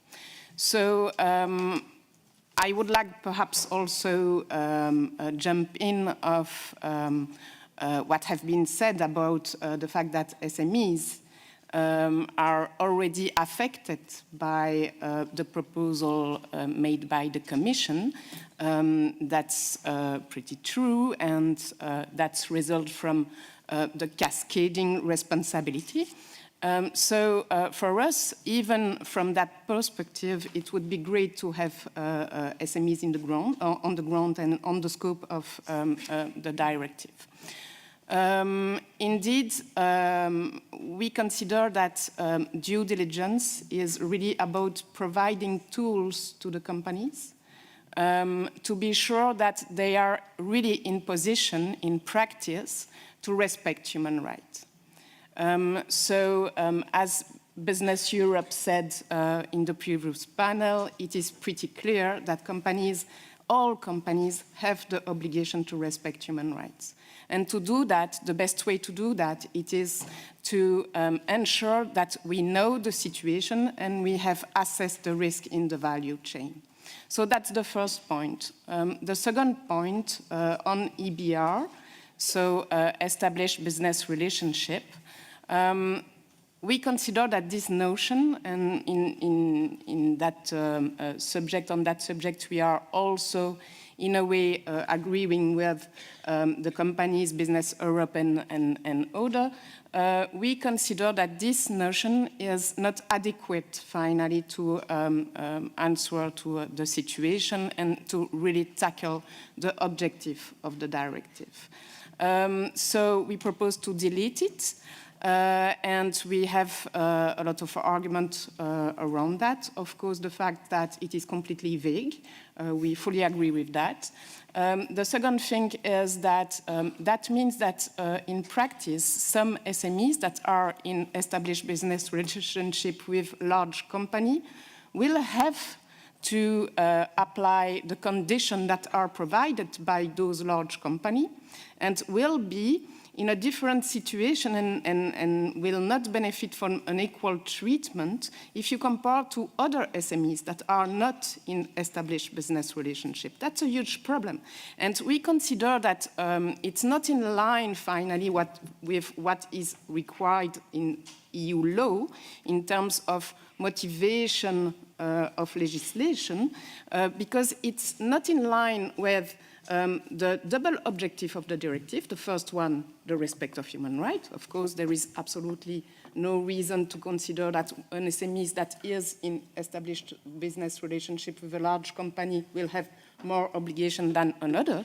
And it's not even in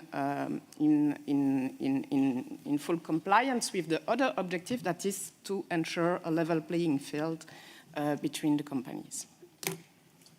Let me, before I go to René Rapassi, MEP, I'd like to come back to Luc, because what about focusing on first-tier suppliers? That's something that Pedro was talking about over at Business Europe.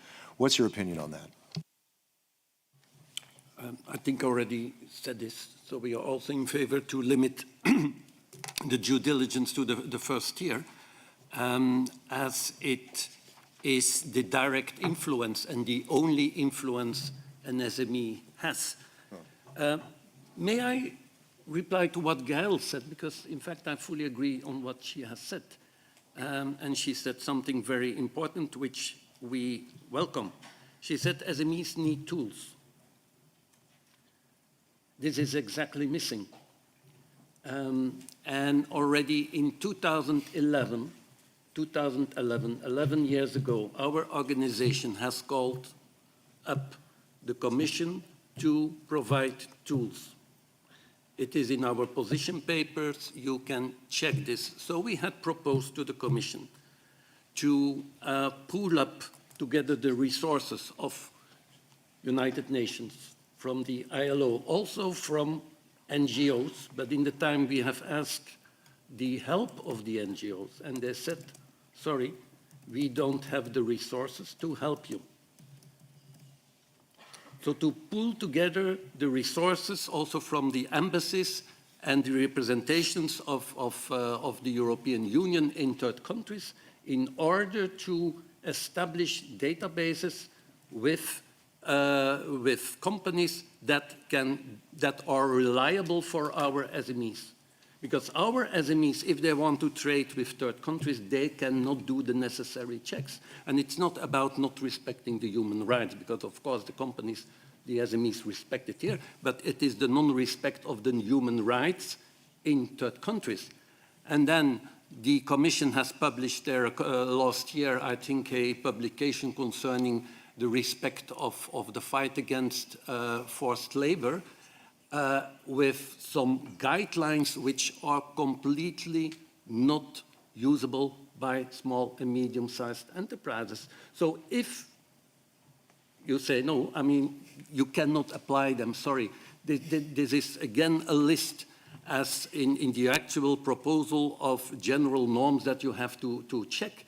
Our SMEs need concrete tools to help them. And if we can do it together, no problem at all. As I said, 10 years ago already we asked to do so. And now, of course, it's in the proposal of the Commission, something similar, but not yet there. Mm-hmm. And we really need this. And then there is no problem at all for the SMEs. Huh? Yeah, I think we've... Let that be clear. Yeah, it was repeatedly mentioned, I think, so far about tools. Gail, quickly on first tier, what do you think? Yeah, thank you. So, two issues. First, perhaps about tools, and after about the first tier. About the tools, I think that if we apply the proposal as it is in a way to companies, including SMEs, you have already a lot of tools, like the stakeholder engagement, We are in constant dialogue with specific companies to provide them with information about how human rights are respected on the ground. For example, you need to acquire land in Cambodia. We can provide you really concrete advice on how to ensure that you are not contributing to a systematic violations that are occurring now in Cambodia on land grabbing. So I think that it is one. The second one would be a grievance mechanism. In that case, you have local communities that can provide a complaint to the company, and then you have a kind of warning and are better in better position to know what happened on the ground. But there is a lot of tools, the action plan, the policy, the commitment of the boards, all those things are tools for companies to really change their culture, better understand finally what does that mean to have impact on the value chain. On the first years, you said that for SMEs it will be really difficult to go beyond that because you have no leverage and because perhaps you have no knowledge or it's too demanding in terms of resources. I think we cannot say it like that. We do not have to make the confusion between the scope and the due diligence, the content of due diligence. So for sure, if something is completely beyond your leverage and beyond your knowledge, and that you have absolutely no mean to know what happened on the ground and where are the last consumer, for example, there is absolutely no due diligence obligation to do specific due diligence to make regarding that. So you are not on the scope, but you are on the content of your diligence duties. And so that's different. And so that's the reason why to have the scope covering all the value chain is so important. Okay, we could have a whole day talk about that, I think, but maybe we can come back to it. But first, I'd like to go over to René Repassi, MEP. You are navigating this directive through the Econ Committee, which cannot be very easy, I guess. Well, navigating, I think it's a very nice word, depending indeed on the weather that is out there. Given that we are entering autumn, we all know what we have to expect on the sea. But given that I'm a lawyer by training, I know how to deal with heavy weather in front of courts. Now coming to this highly interesting panel, so thanks a lot to the four of you for the discussion that you had amongst each other and the statements that you were putting here to our hearing. It was certainly very helpful for an ongoing process that will still take its time, and certainly also in Econ, since our shared competence is precisely on how to treat financial services. And when we look at the directive, I believe this directive made a big, or the Commission made a big drafting mistake when they were proposing this directive, in a sense that they chose for an actor-based approach instead for a risk-based approach that we know from the OECD and the United Nations, which is already implemented by some on a voluntary basis.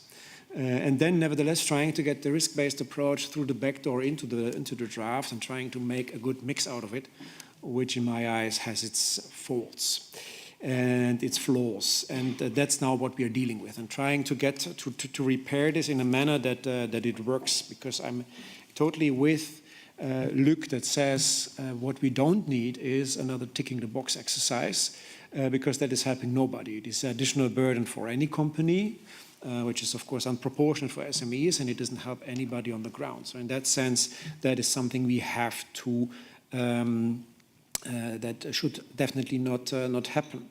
So in that sense, another thought that I would like to pitch here, another reason why we have some weird constructions in this draft directive, like the established business relationship, and I'm here totally with Gael that this is a notion that is only complicating things and it does not really add much. but also contractual cascading, was introduced because of legal consequences such as the director's duties and the civil liability. So the entire thought was about what do we have with these two instruments, and then the remainder was adapted to it. Whilst whole due diligence is, as JURI rightly said, about a risk assessment, and that we go for the highest risks and tackle them and prioritize them in order to make things better. So if you're looking at this, how can we improve this draft without getting rid of the good elements that are in there? And here I do have indeed a couple of questions to the panel.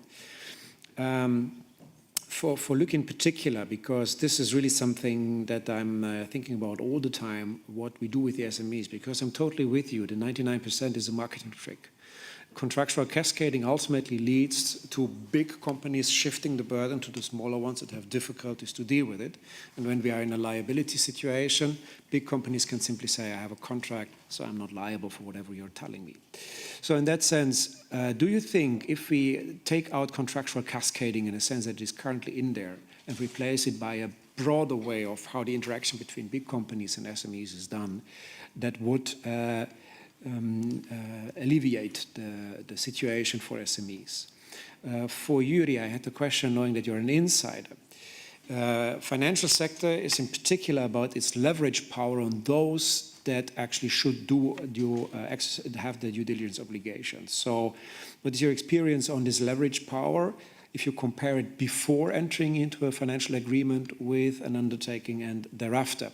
How is leverage power thereafter? Because that is a gap, in my eyes, in the current proposal. In that context, for JURI and also for Julia, the question on, given that we have an actor-based approach, we also look at financial institutions as actors and then treat the actors, financial institutions, differently. Yet, does it really make sense to differ in terms of actors? But might there be a need to differ according to financial instruments, given that institutional investors, pension funds that have a certain action, a certain way of how they do their investment policies? Is there a need to differentiate according to instruments when we look at tools? And finally, when we look at the SMEs that are the missing tools, it's a question for Luc and also for Gael. I hear you that SMEs are the missing tools, and I'm wondering whether an approach, like the Commission has it now in the proposal on the forced labor, would be one that works, that actually establishes a certain presumption of a human rights violation on the basis of publicly available reports of NGOs or international organizations, so that there is no need to go that much into detail. What is publicly available makes an assumption on the basis of which the Commission at least wants to act and authorities want to act on in the forced labor proposal. Is that an idea that could fly and could help to alleviate the burden of SMEs? Thank you very much. So a lot of questions. Who would like to go first on this? Luc, you want to? Yeah. You were the first object of the question. Cascading liability. Yeah, because I have the same problem as Laura. So it's also DH, I think, that is coming up. Cascading liability. I do not want to avoid an answer to your question, but my opinion does not count. I mean, I'm representing an organization which has organizations as members, and our opinions are based on the input of our member organizations. So I should check this if this would be good. If I may say my opinion, I think yes, but it will not solve the whole problem for the SMEs, because it's only for those SMEs who are in the supply chain.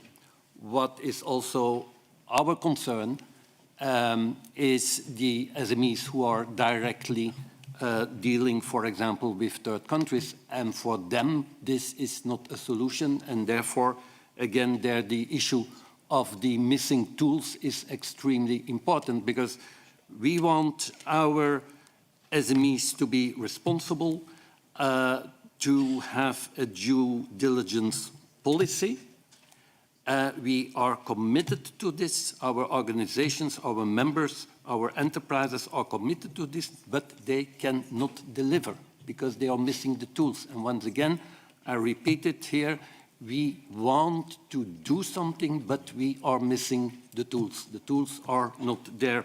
On your second question, with the forced labor proposal, I've quickly read it, but there I think we have a little bit the same problem, that there also the tools are missing for the SMEs to detect forced labor, because this is nearly impossible for an SME, if it's trading with a third country, to really distinguish in those countries when it's forced labor or not, or when, for example, it is, how are you going to define labor done by prisoners?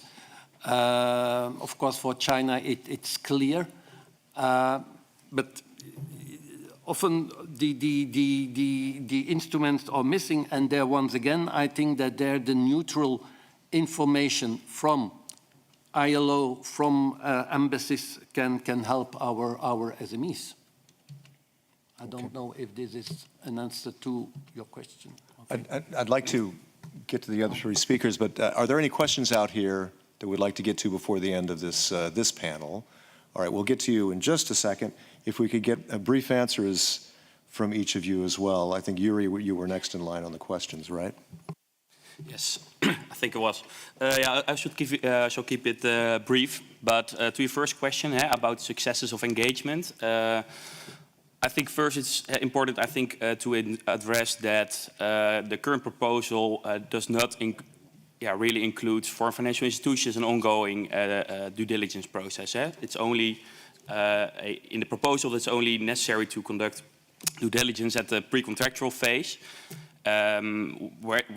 where I think that, and we think in how we do it, is that in this way it's not you're not able to build leverage on in a relationship, and you're not able to exert your leverage properly, because you should be able to keep on in ongoing discussions with your clients on E&S issues. So what we do in my experience, like you ask about our experience in engagement, we assess a client at the beginning of a relationship, dependent on the risk level of a client. We see whether or not we have to see this client next year again, so we can review the progress, so we can see the effects of our engagement, or in 3 or 5 years when there's less risk there. So we allocate our resources to the most severe and the risks that are most severe and most likely to occur. And based on that, we see, we think that it's really important to have ongoing discussions with clients as a financial institution to make sure that improvement is really happening, because that doesn't work when you only do it at the pre-contractual phase. Julia, please. I'll start by totally agreeing with Yuri on this. I think that's a very important point, the ongoing due diligence. And I think that there is actually no apparent rule why the Commission went for pre-contractual only, because in a sense, if we really think back to the financial institutions practices, it's not entirely new, right? The reputational risk management has been there a long time. Based on my personal also working experience, I might draw a parallel to the issues like anti-money laundering and human trafficking risk management, right? So this is not the same, but there are quite some parallels. And I think the financial institutions themselves, in that sense, have already quite a good experience. I think Yuri just alluded to that, of how they can do, which leverage they can use. And to answer your specific question, if we should differentiate between the instruments that financial institutions have at their disposal, or should be using, or have to be using, depending on the type of financial institution, on the type of relationship, that's for sure. I think this is also the types of relationship that financial institutions have, like, or types of financial institutions like pension fund versus banks or insurance, who have potentially more of a leverage, should also, I think, determine the importance or relative importance of pre-contractual versus ongoing due diligence, because certain things, especially if you are kind of a institution like pension fund or another like investor, like asset managing institution, you can have definitely much more leverage. Probably the only type of leverage is at this time of the selection of investment. So that puts a more onus on the pre-contractual one versus ongoing. Versus if you are financial institutions like a bank specifically, things like ongoing engagement, engagement policies, or also voting policies, they should be in there, and we also think that there should be more maybe examples and clarity in the legislation already there, apart from potentially the further guidelines that will come on the back of it. I think also we can also differentiate between leverage instruments like on a transaction basis, so financial institutions also support their clients like on transaction by transaction, like trade finance, for example, or underwriting business. So there can be more leverage also in terms of like refusing transactions without having to terminate necessarily the whole business relationship. So I guess we can like work into this at a very, very granular level. But to cut the long story short, yes, there is room for differentiation. I think it's definitely worth looking into that and also working with financial institutions to find a good kind of framework overall for that. Okay, Gail, please. Gail? Yeah? Yeah, go ahead. Yeah, sorry, I wanted to... Very briefly, though. Yeah, on the second point. Okay. So I only talked about the first, react to the first point. So what I think about the differentiation is, I agree there, that there should be differentiation between, for example, account holders at a bank or lending clients or investment clients, because there's different types of relationships. But in the end, they're all business relations, and the OECD guidelines and the UN guiding principles are quite clear about how to go about discussing these kind of issues with your clients. And I think at this moment it's unclear whether account holders, so account holders is not the right word, but I mean businesses who have only bank accounts with banks, are in scope at this moment. And I think they should be in scope, because it's also a business relationship, and the current international standards are quite clear on how to or who to include, and that is also business relationships. Yeah. Okay, Gail, please. Thank you. On the different tools that we may set up, and the idea of having a database about the risks, or something like a specific list on areas that are at risk, or specific activities that are at risk. We think that what is really important is for sure to ensure that the process is not politicized, meaning that any idea, for example, to have a specific list of areas at risk that would have been made by the Commission itself, for example, may provoke and create some other risks. Like, for example, we have seen in the implementation of other regulations and legislations that having a specific country on a specific list may encourage finally the companies to invest in another country where there is also risks. So the main thing that FIDH would like to raise in that regard is that in any case we can escape of our own homework. So we need to make the assessment and the effort to try to identify, and this also with the help of the people that may be affected on the ground. Can we have that quick question out there who was raising their hand? I think, was it you? Okay, very briefly, please.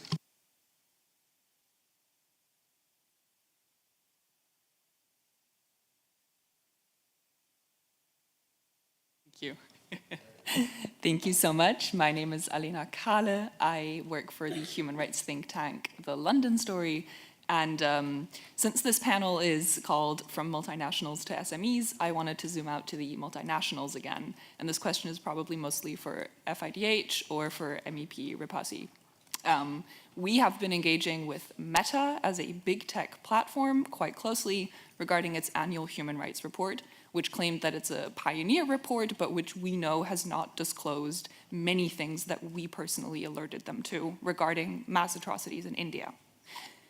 Now, we know that there is the DSA in the European Union, which is a big victory, but given that this only requires mandatory risk disclosure, we're wondering to what extent big tech platforms / very large online platforms, VLOPs, should also be covered under this due diligence directive. And if it already is, whether it should be, and if it's not, whether it should be. Thank you. Thank you. Would anyone on the panel like to comment, or René, before we wrap this up? Maybe briefly. Yuri, go ahead. Yeah. I think Meta is an example of a high-risk company. It has high-risk activities from both a environmental and from a human rights perspective, as you also mentioned. So I definitely think that companies like Meta should be in scope of the legislation. Okay, that was quick. Thank you very much. Thank you. A big hand to our panel. Julia, Gael, Luc, Yuri. Yeah, I see a bit of hesitation here. May yes, Luc, but very briefly, because I got to go to the next one. No, because I was, I like the remark of Gael in saying, okay, Commission cannot make a blacklist. That's why we are asking for a white list. But this is not a little bit hypocrite. I mean, Commission will not do this because this is indeed the reason they give, oh, we cannot do this. But on the, and rightly, there can be some consequences. But I'm asking then a company who is dealing with a certain country, if it is stopping its activities, it has also consequences. Are they also not valid? And I think this is a very difficult question to answer, because normally for SMEs, also if they see something that's going wrong, the only possible solution is then ending the contract, with the consequence that maybe companies from third countries are taking their place, which are maybe even, which are worse.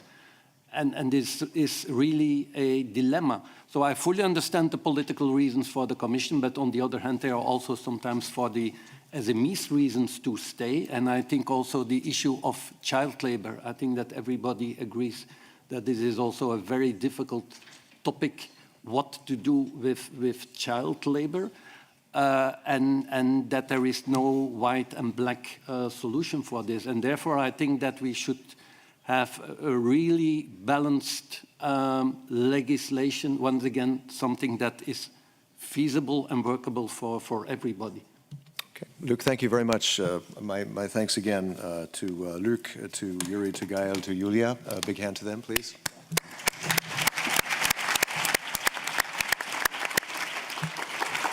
Again, yeah, I think each of these panels merit a whole day of talk, and yes, there's that idea of, if one company from Europe doesn't do the business, maybe somebody else will. There's that leakage idea, right? Like carbon leakage, same thing. So it's an issue, and there are also import restrictions involved there too, I believe. Can we call up our next panel on stakeholder involvement, burden or asset? We did touch on stakeholder involvement, and that's what we're going to drill down into. Christopher Patz, ECCI, European Center for Study of Culture and Inequality. Isabel Schumann, ETUC, that's the European Trade Union Confederation.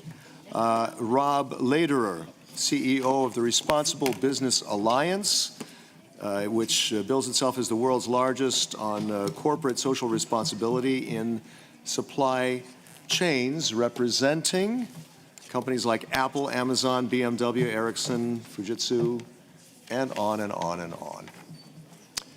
So I hope to get to more of your questions during this final hour, and we do have to keep in mind, too, that we're going to lose our interpreters at 5 p.m.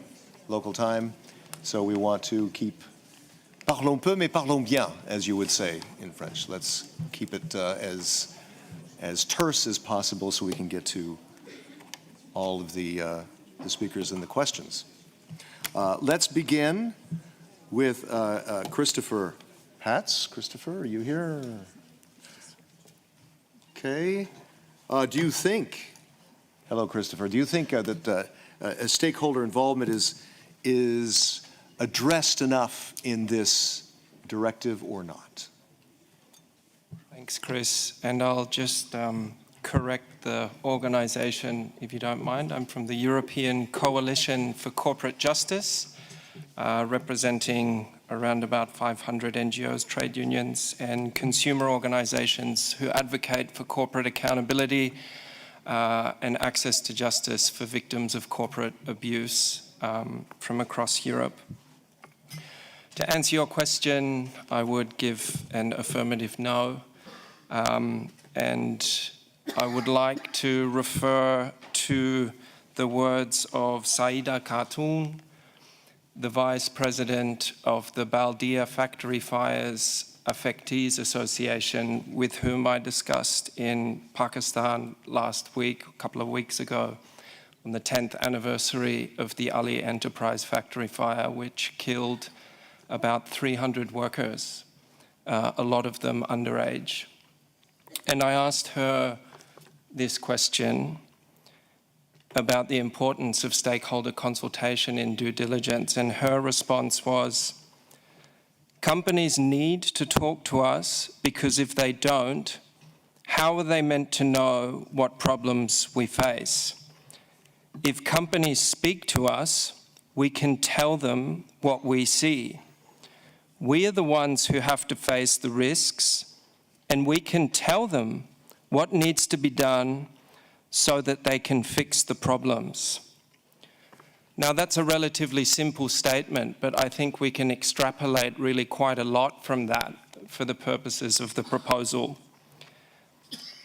The first of all is that the current proposal only asks companies to do stakeholder consultation, quote unquote, where relevant. Saida's simple point is that it's always relevant to do stakeholder consultation.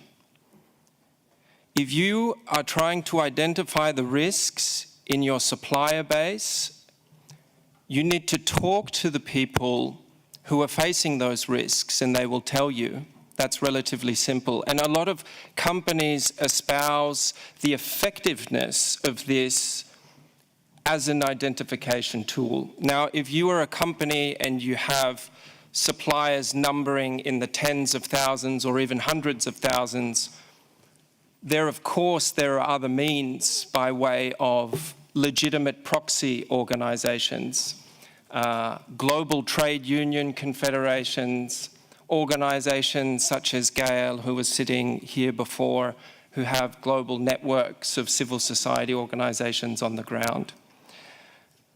When you have identified risk areas, that factories in Pakistan are at risk, and you're sourcing from those factories, then you need to consult with the workers there in order to discern how you're going to address those impacts. And they're going to advise you on the most effective means of how you can protect their rights. Another area of key importance is remediation. Can you imagine a directive that requires companies to remediate people that have been harmed and not talk to them about what they need in terms of remediation? It's a gaping hole. And lastly, I would just say that there is a mandatory complaints mechanism in the directive, But if we just rely on this as the sole means of stakeholder consultation, I mean, this is resting on two assumptions. First of all, that it's the obligation of NGOs and CSOs to do risk assessments for companies. It's not. It's clearly the obligation of companies. Second of all, that we as NGOs and CSOs and trade unions have the resources to do that. It's companies, for-profit enterprises, who have the obligation to proactively reach out to stakeholders in their value chains. And lastly, I would say, even if it was to rest on us, the directive does nothing in terms of supplier transparency.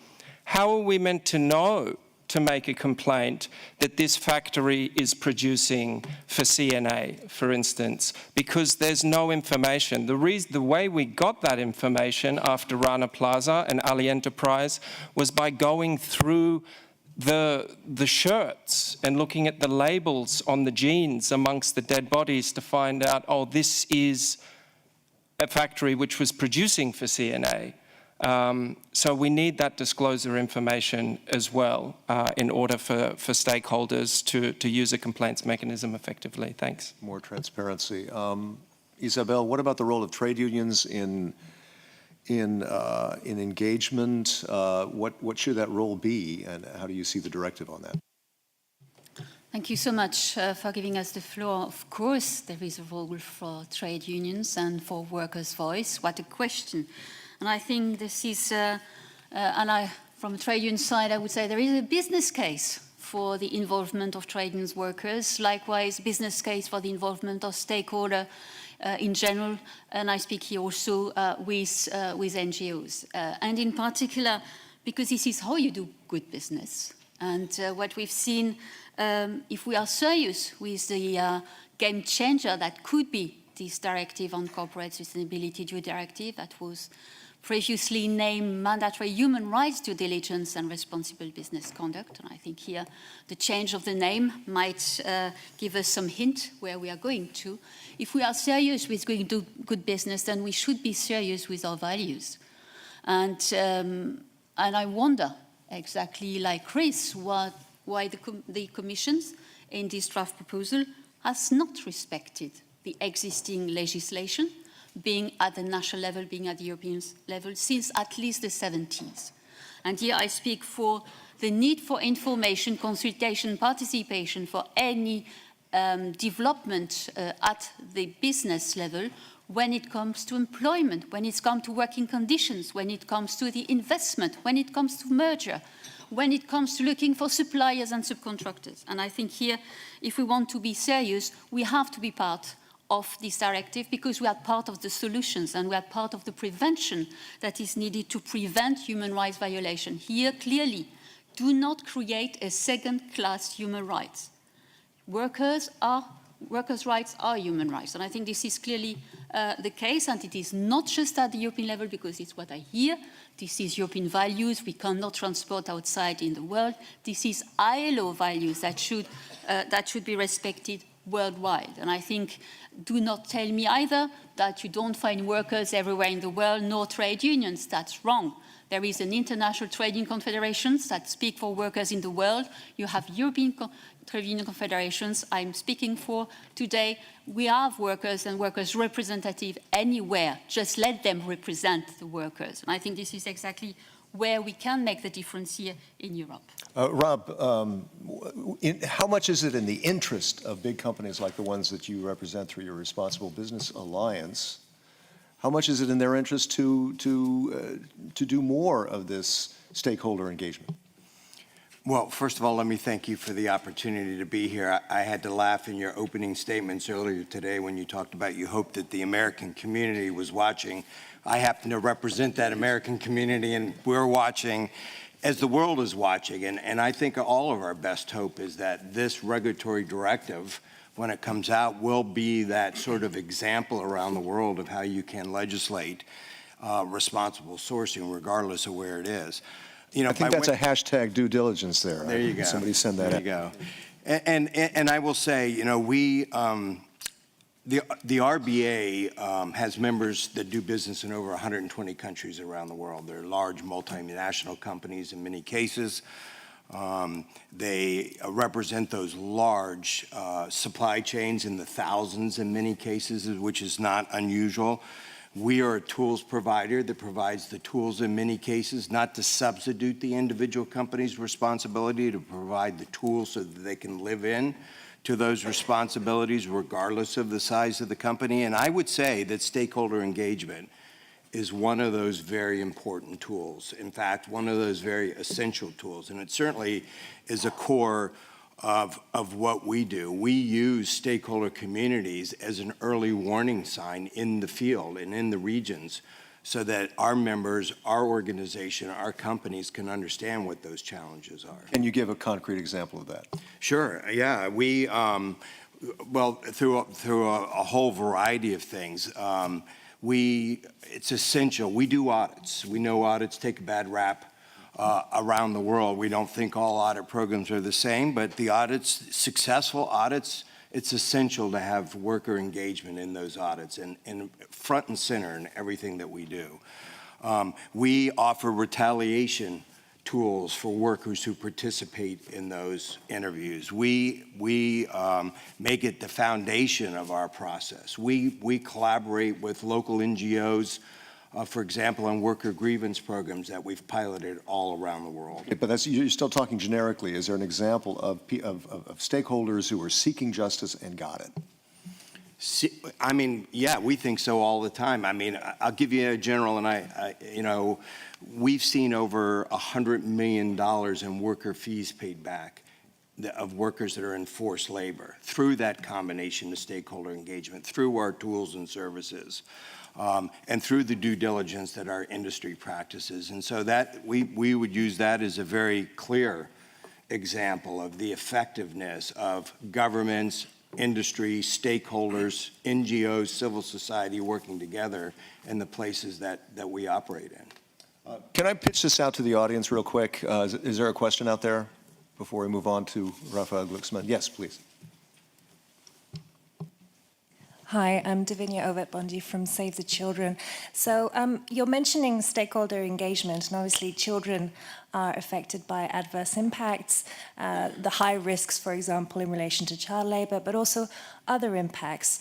So could you tell us, maybe Mr. Patz, but also the other panelists, what you would envisage in order to strengthen stakeholder engagement of children in the directive? Thank you.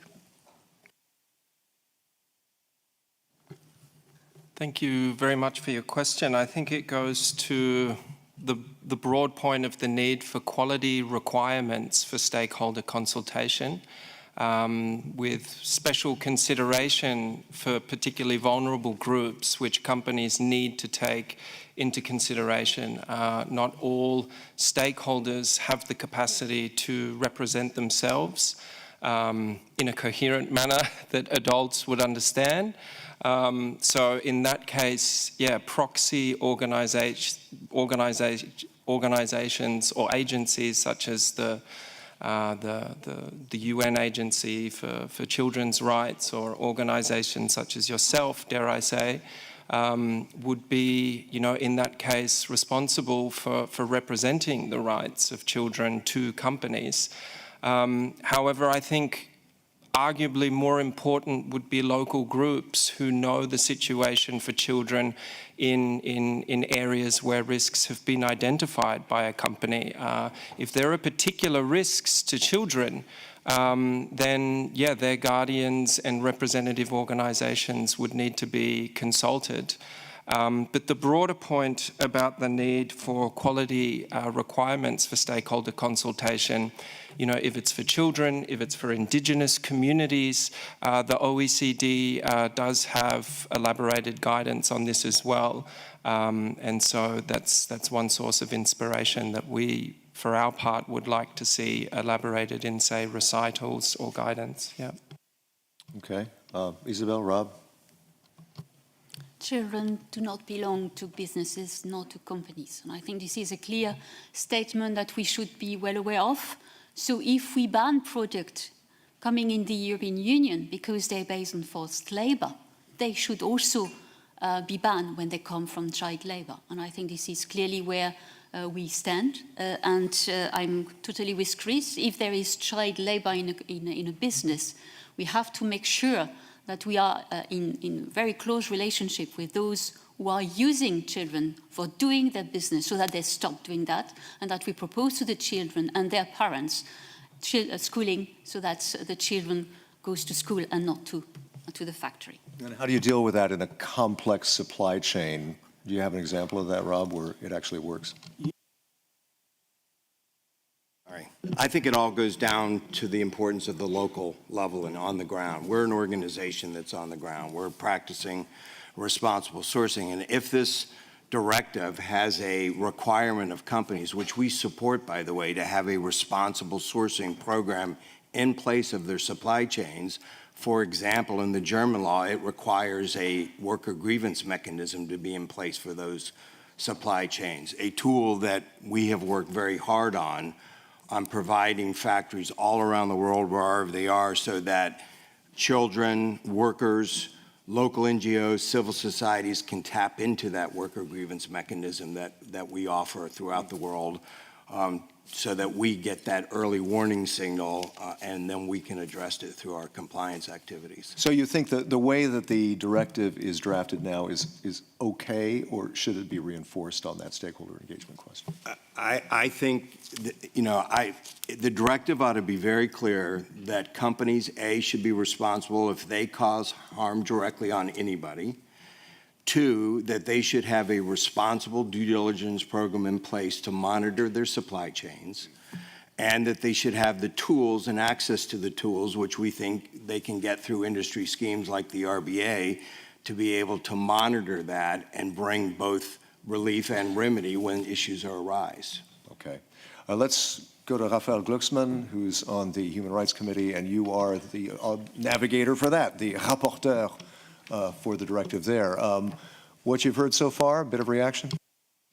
Yeah, thank you, and thank you to our panelists, because I think it's obviously one of the key debates we should have on this directive now. I mean, you have several words in the directive that are the products of this quest for equilibrium that sometimes leads to problematic formulations.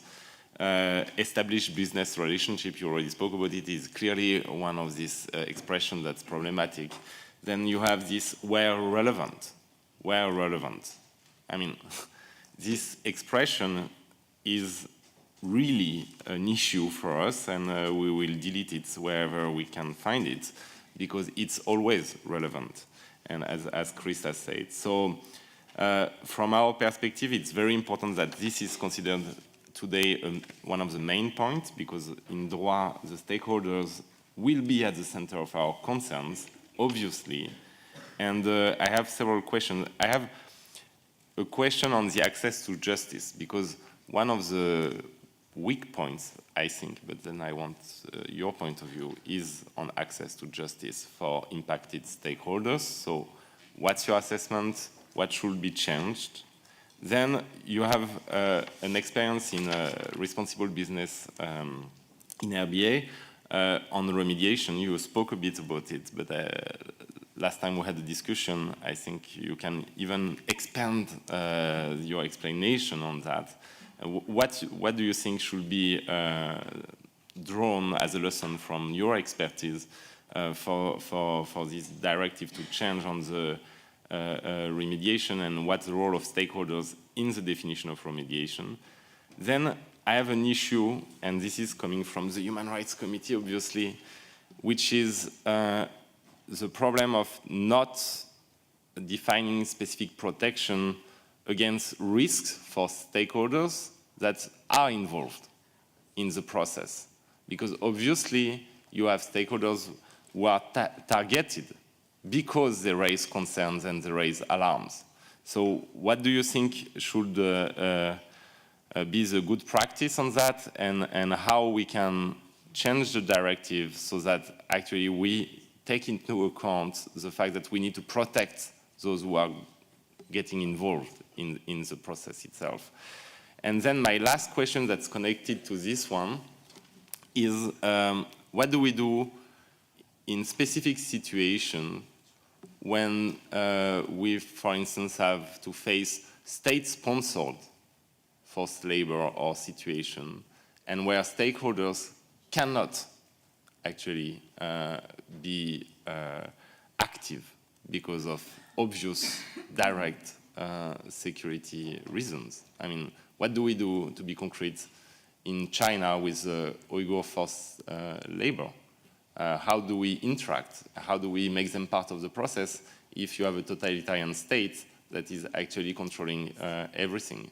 So that's also to underline that if we want this directive to be very ambitious and enforceable, we have to take into account that it will apply to different kind of situations. And we need to plan for all of these situations, including the hardest ones. So thanks again. Sorry for having too many questions, but the more you enter into the details of the directive and the discussion, the more questions you have. It's obvious. Interesting that you raise that thing about totalitarian states. Is that there a comment recently by the German labor minister that this due diligence could actually put pressure on governments like that? What do you think? Well, if we have an ambitious directive and we combine it with the import ban on the product of forced labor, yes, obviously it will have an impact. And this is precisely what we want to do. This is not directed at any foreign government. It's a universal legislation, obviously. But of course, where you have state-sponsored forced labor, we should have political pressure. And we should have also a questioning of whether or not we should disengage. But this is another discussion, and I want the panelists to respond to the question. Another can of worms. Chris, do you want to kick it off? Sure, I would like to, and I guess I would just start with the point that this point on access to justice is indeed something that, in our view, really requires an entire conversation. I mean, there are people in this room who have been bringing court cases unsuccessfully against European transnationals for overseas harms for literally decades without success, and we really need dedicated attention to this issue. I mean, the European Union and all the member states signed up to the UNGPs in 2011, and there they all dedicated under Pillar 3 to improve access to judicial remedy for victims of corporate abuse, and they've done nothing on that so far. So, I mean, we really need to discuss that. And to your point, I would say several things. First of all, that the liability formulation does not give enough consideration to the power imbalances between corporates and victim plaintiffs. I'm talking here about the need for a fair distribution of the burden of proof. At the moment, victims are left to prove that the company's due diligence was not up to scratch, as well as the harm and as well as the causation. This involves studies, environmental harm studies that are incredibly expensive. These are transnational human rights cases, incredibly expensive to bring. We need to follow the precedent of other directives, such as the Anti-Discrimination Directive, which do have a reversal of the burden of proof. It's completely reasonable to do this in civil procedure. There's many precedents, so that's the first thing we would call for there. The other things that we would call for are limitation periods being amended. You know, if you're bringing a transnational human rights or environmental case, it can take up to years just to find out who the victims are. And also collective redress as an efficient, we know from the data that the majority of corporate abuses are instances of collective harm. So it makes sense to have collective redress for the efficacy and efficiency of the judicial procedure. I'll leave it to the other speakers on the other points on stakeholder consultation, but just put in a last word there to say, because Rob may have stopped short of completely endorsing mandatory stakeholder consultation throughout the directive. I'm not sure if I understood you right, Rob, but there is a letter down here on the table signed by 44 investors and corporates endorsing mandatory stakeholder consultation throughout the directive. And it's signed by some pretty gruesome companies like Nestle, for instance. You've also got Unilever on there. So I dare say that these are guys who know from experience that the best way to avoid litigation is to do stakeholder consultation. I guess that goes to Rob. What do you think? Well, thank you. I mean, first of all, as I said earlier, I think these all tie together. And as the directive, if the directive is clearly defines that companies should have a responsible sourcing due diligence program in place on their supply chains, and it's clear, we think that is a plus in the directive. We think that you don't need to rewrite many of the sections on remediation and stakeholder engagement, and they can refer to the UNGPs and the OECD guidelines that have very clear sections on that. And the stakeholder guidance, it says it's the responsibility of the company first research who are the impacted stakeholders, and once those are identified, that they be directly involved as a right, and certainly the worker has a right to be a social partner in that remediation. We support. So we say there's a great framework already in place, either through the UNGPs or the OECD guidance in those areas. Just to mention, we're over 500 people connected now, and we're very happy to have all of you connected with us. They waited for panel 3. I guess that's probably it. Yeah, the big show. Emily, you had something very quickly to say. Go ahead. Yeah, thanks. No, I just wanted to touch on the stakeholder engagement from the OECD perspective. And hi to Raphael Glucksmann. Yeah, I think it's worth, sometimes I feel like we need to be a bit more specific about what we're talking about. So when we're talking about own operations causing harm in your own operations, there is a very clear expectation in our standards on stakeholder engagement and who that means, i.e. it's going to mean potentially impacted or impacted stakeholders. When we're talking about contribution situations, similar. When we're talking very far down the supply chain, then we're talking about leverage and influence and understanding the leverage and influence that the company should be putting onto the suppliers to be engaging, to be remediating, to be addressing the harms. So it is that, it's easy to say stakeholder engagement everywhere, but I think we have to think through what that really means, and it's incredibly important and very central to our standards. And I think certainly with the UNGPs as well, that the idea that impacted stakeholders' perspectives are taken into account should run through, but that there are, through the whole directive, but there are there are points when it really matters, like the tracking, like the identification at the site level in your own operations, in your factories, or it's the supplier doing it at their factory there. So I think there needs to be very clear where the responsibility is. It needs to happen. Yeah, just to clarify that. Thanks. Okay, and I kind of wonder, Isabel, how do we prevent this from becoming stakeholder management instead of stakeholder engagement? And I also wonder, with this directive, you think, I know Raphael had a bunch of questions, but if this directive were in place several years ago, and there probably are a number of European companies involved in building the World Cup facilities in Qatar, could we have prevented some of those deaths? I think we have to make clear that we have to move ahead and make a step further in terms of where we are with the OECD guidelines and where we are not. And I think where we are not is clearly why Germany has moved on with the legislation at the national level. Because despite a lot of businesses saying we comply, we apply the OECD guideline, they didn't. 20% of the whole business community that were so-called involved and complying were not. So I think we have to be clear. We have to have the possibility to send the signal to businesses is not voluntary anymore, whether or not you comply with human rights. You have to. You have to, because it's your responsibility to do business not on the back of workers and on the back of the communities. And I think this is exactly where the difference will be made. When we make this voluntary setting, which is still, if we are clearly looking at the text of the directive, is still there. It's unilateral. Businesses are still judge and jury at the same time. They decide when, with whom, and on what. And so far, that has not worked. And I think if we don't change that, then we will be nowhere and it will be an empty shell.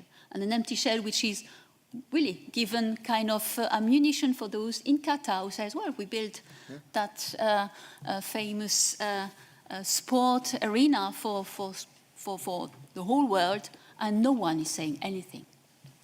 And just to interject, according to a 2020 European Commission study, only about a third of businesses surveyed do environmental and human rights due diligence, and only 1 in 8 cover the entire supply chain.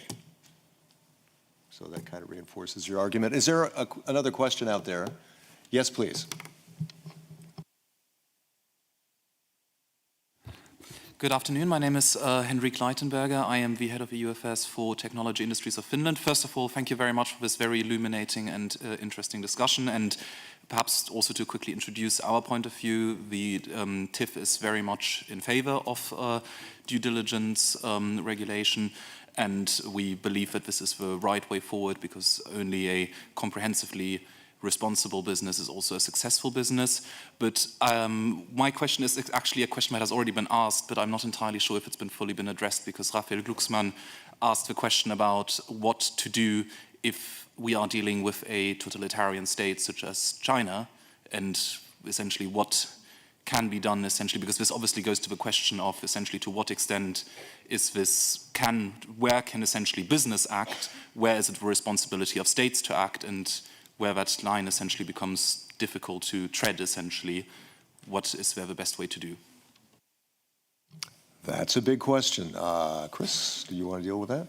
Sure. I mean, I can have a stab at one part of it, and that is the need for stakeholder consultation to be made anonymous and confidential from the company side, so that the identification of the complainants, if they are a human rights defender in Xinjiang or in Bolsonaro's Brazil, that they will not be subject to retaliation. And I would take the opportunity just now to plug an event after this one, where Brazilian human rights defenders will be screening a documentary and telling their stories of the Brumadinho Dam collapse.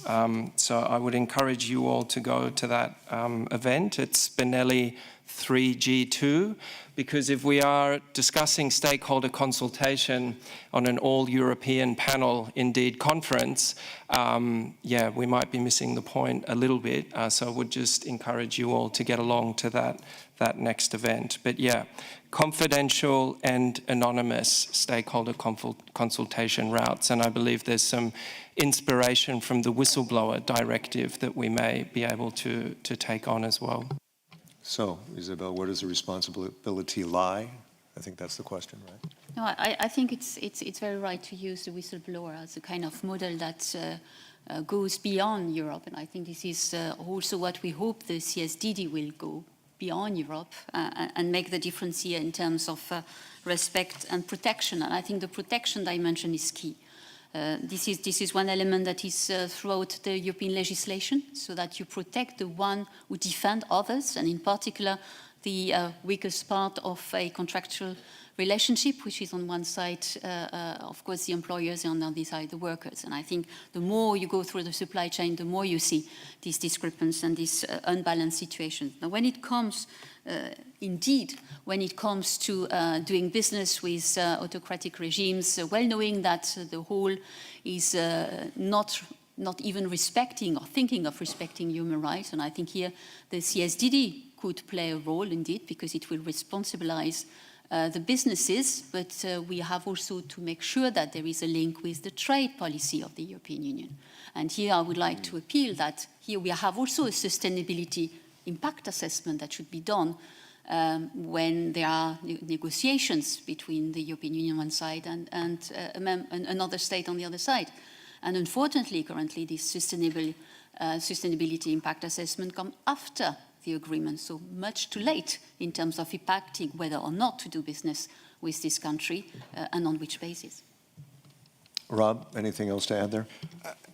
I would just say I'm going to make a general statement across the board. Regardless of where the factory is located, regardless where we implement a tool on behalf of our member companies, whether it's audits or risk assessment tools or wherever, issues need to be addressed by companies when they're identified and when they're found, wherever they are.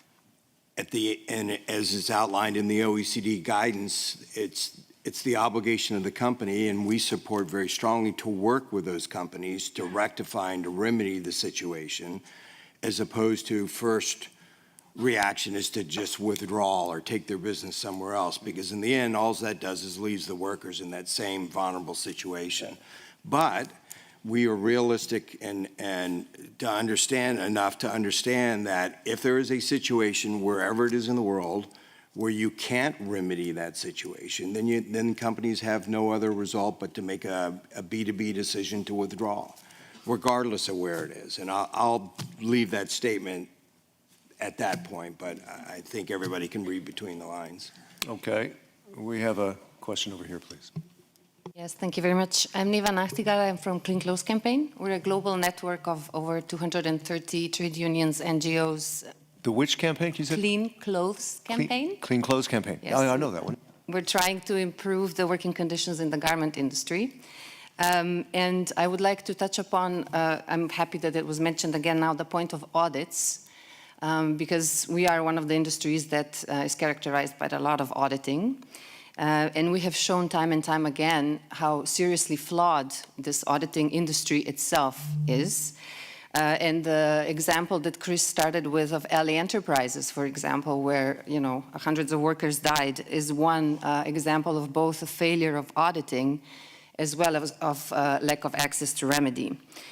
So I want to basically have your perspective on this point that we're making, that basically or I want to make this link between the auditing and stakeholder engagement in the sense that as audits are conducted currently, they can only serve as an example of how not to do stakeholder engagement. So one thing that we really do not want to see in practice is that auditing industry would boom after this due diligence directive comes into place and companies acting as if hiring an auditing company is then adequate proof of due diligence, because it is not.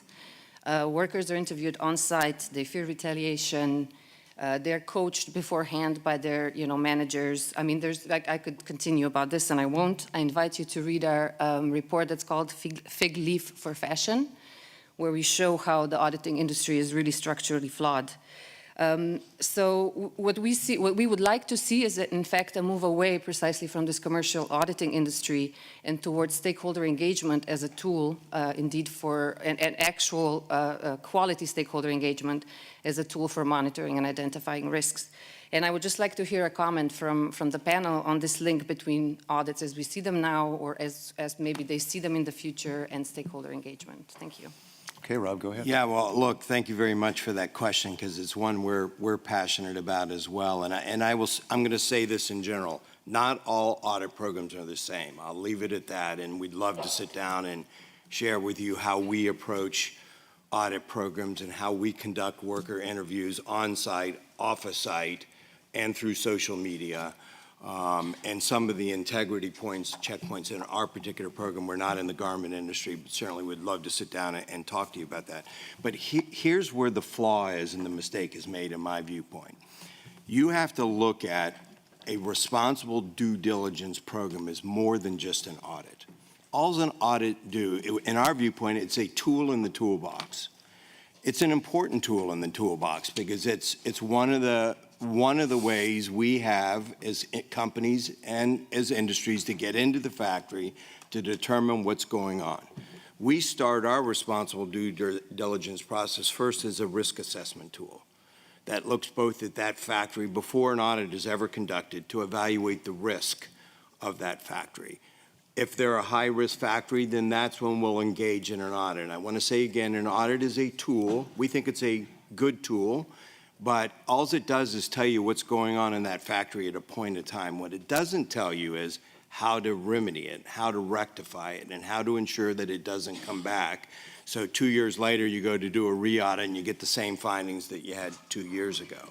And so where we try to spend most of our space is after the audit, and what we call a corrective action plan. How do you work with the factory? How do you identify the issues?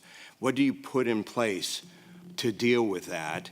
And that's where the real magic happens. And I'll say it again, it's not at the audit, it's at the continuous improvement. And then come back at the end with what we call a closeout audit to ensure that they're done.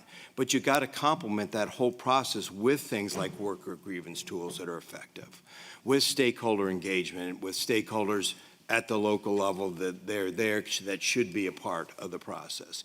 So where any legislation that just focuses on audits is a tremendous weakness. It has to focus on the entire due diligence journey, which we think starts with risk assessments, not company size, not where you are in that supply chain, but on risk assessment, and then goes all the way through the process. But we do include audits as an important part of that as well. Okay, I want to go to Phil, but is there a quick comment either from Isabel or Chris on answering this question? Just briefly, I think it's auditing, but you can add certifications. You could also add reporting. All of that, I fear, is becoming a ticking the box exercise just to get the possibility to do business independently of whether your due diligence plan strategy is developing, is involving trade unions, workers, and NGOs. All of that should be very watched out, because for the moment, the development goes in that direction, unfortunately. Okay. Yeah, Chris, very, very briefly, please. Yeah, and I think, Rob's point that audits are just one tool of many does not justify their prioritized status in the text of the directive. If they did work, that would be justified. But of course, history has shown otherwise. So our mantra is reprioritizing stakeholder consultation and deprioritizing audits. Okay, and a final word from Phil Bloomer, Business and Human Rights Resource Center, Resource Center, please, Phil. Thanks very much. Just very quickly, I wanted to come back on the issue of, this whole issue of due diligence in conditions of conflict and repression. And I think it's important that we recognise, first of all, that the UN guiding principles in particular speak directly to those conditions and demand heightened due diligence from companies, not because heightened due diligence is better but per se, but because it's fundamentally important that companies do play a full responsible role in not creating new drivers for conflict or new triggers for worsened conflict. And so it's from that position that there is very clear guidance, and that should be fully incorporated into the due diligence directive. I mean, to give you just one example, after the invasion of Ukraine by Russia, we've gone to 300 companies and asked them for their heightened due diligence approaches.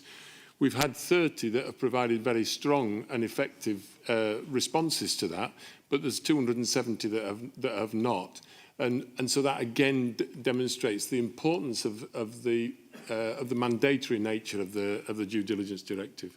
And I could just finish with the value chain issues are critically important in this as well. If you look at the role of Meta, for instance, or Facebook as it was in Myanmar, they played a fundamentally nefarious role there that has issued a significant rebuke from the United Nations. They've got $120 billion of profit this year, and they still do not have an individual with the language skills in all the countries where they're operating, where hate speech and misinformation can be a really big issue. And so that downstream due diligence as well as upstream due diligence is fundamentally important. Yeah, very, very important to point out. Lara Walters, it's a very informative 3 hours here.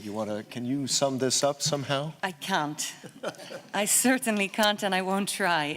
But I suppose I just want to close on some reflections here. I think that the number of people in this room and the number of MEPs involved in this all are testimony to the fact that this is a test case on building back better. I got very tired of that phrase during COVID, but I really think that is what we're doing here. I think that it's a test case to see how we deal with the risks of greenwashing that were mentioned, risk washing, cowboy companies, but equally doing right by those companies that are trying hard to do the right thing. I sense momentum politically. I sense excitement, even in this room. And what I ask of participants today and all those involved in this in one way or another, be it through lobbies, organizations, CSOs, etc., what I ask is your commitment to a meaningful law, even when the seas get rough and difficult to navigate. And that will require stamina, but that is my ask to you today. Because they will get rough and things will become difficult when we start really going into the weeds on those issues of access to justice, on remedy and stakeholder engagement, liability, tier 1, company scope. And those issues are difficult, but there's a number of other ones that were touched upon today that I think we could fill an entire week of discussions with. I think children's rights were mentioned.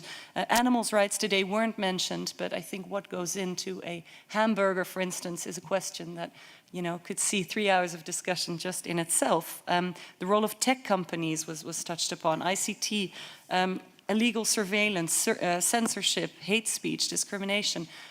There too, there's a lot for us to explore and to get right, and even 3 hours isn't enough to do that. We talked about conflict zones in the end. I think we talked about what to do, when to disengage in situations of conflict or institutional difficulty. We talked about the Wild West, I think, in auditing, but also about auditing that is useful. About the difficulties in the financial sector, the difficulties of maybe distinguishing between financial institutions and financial products, and the role of institutional investors, and all of those. I think we could talk a lot more. But unfortunately, this is what we have time for today. And I just mentioned totalitarian states. I know Rafael would have a lot more to say on this, but I think that provides a nice segue for me to say that China is watching us. The US is watching us, as we said at the beginning, so it's really in our interest to get this right. It's in our interest to make legislation here that can serve as a blueprint.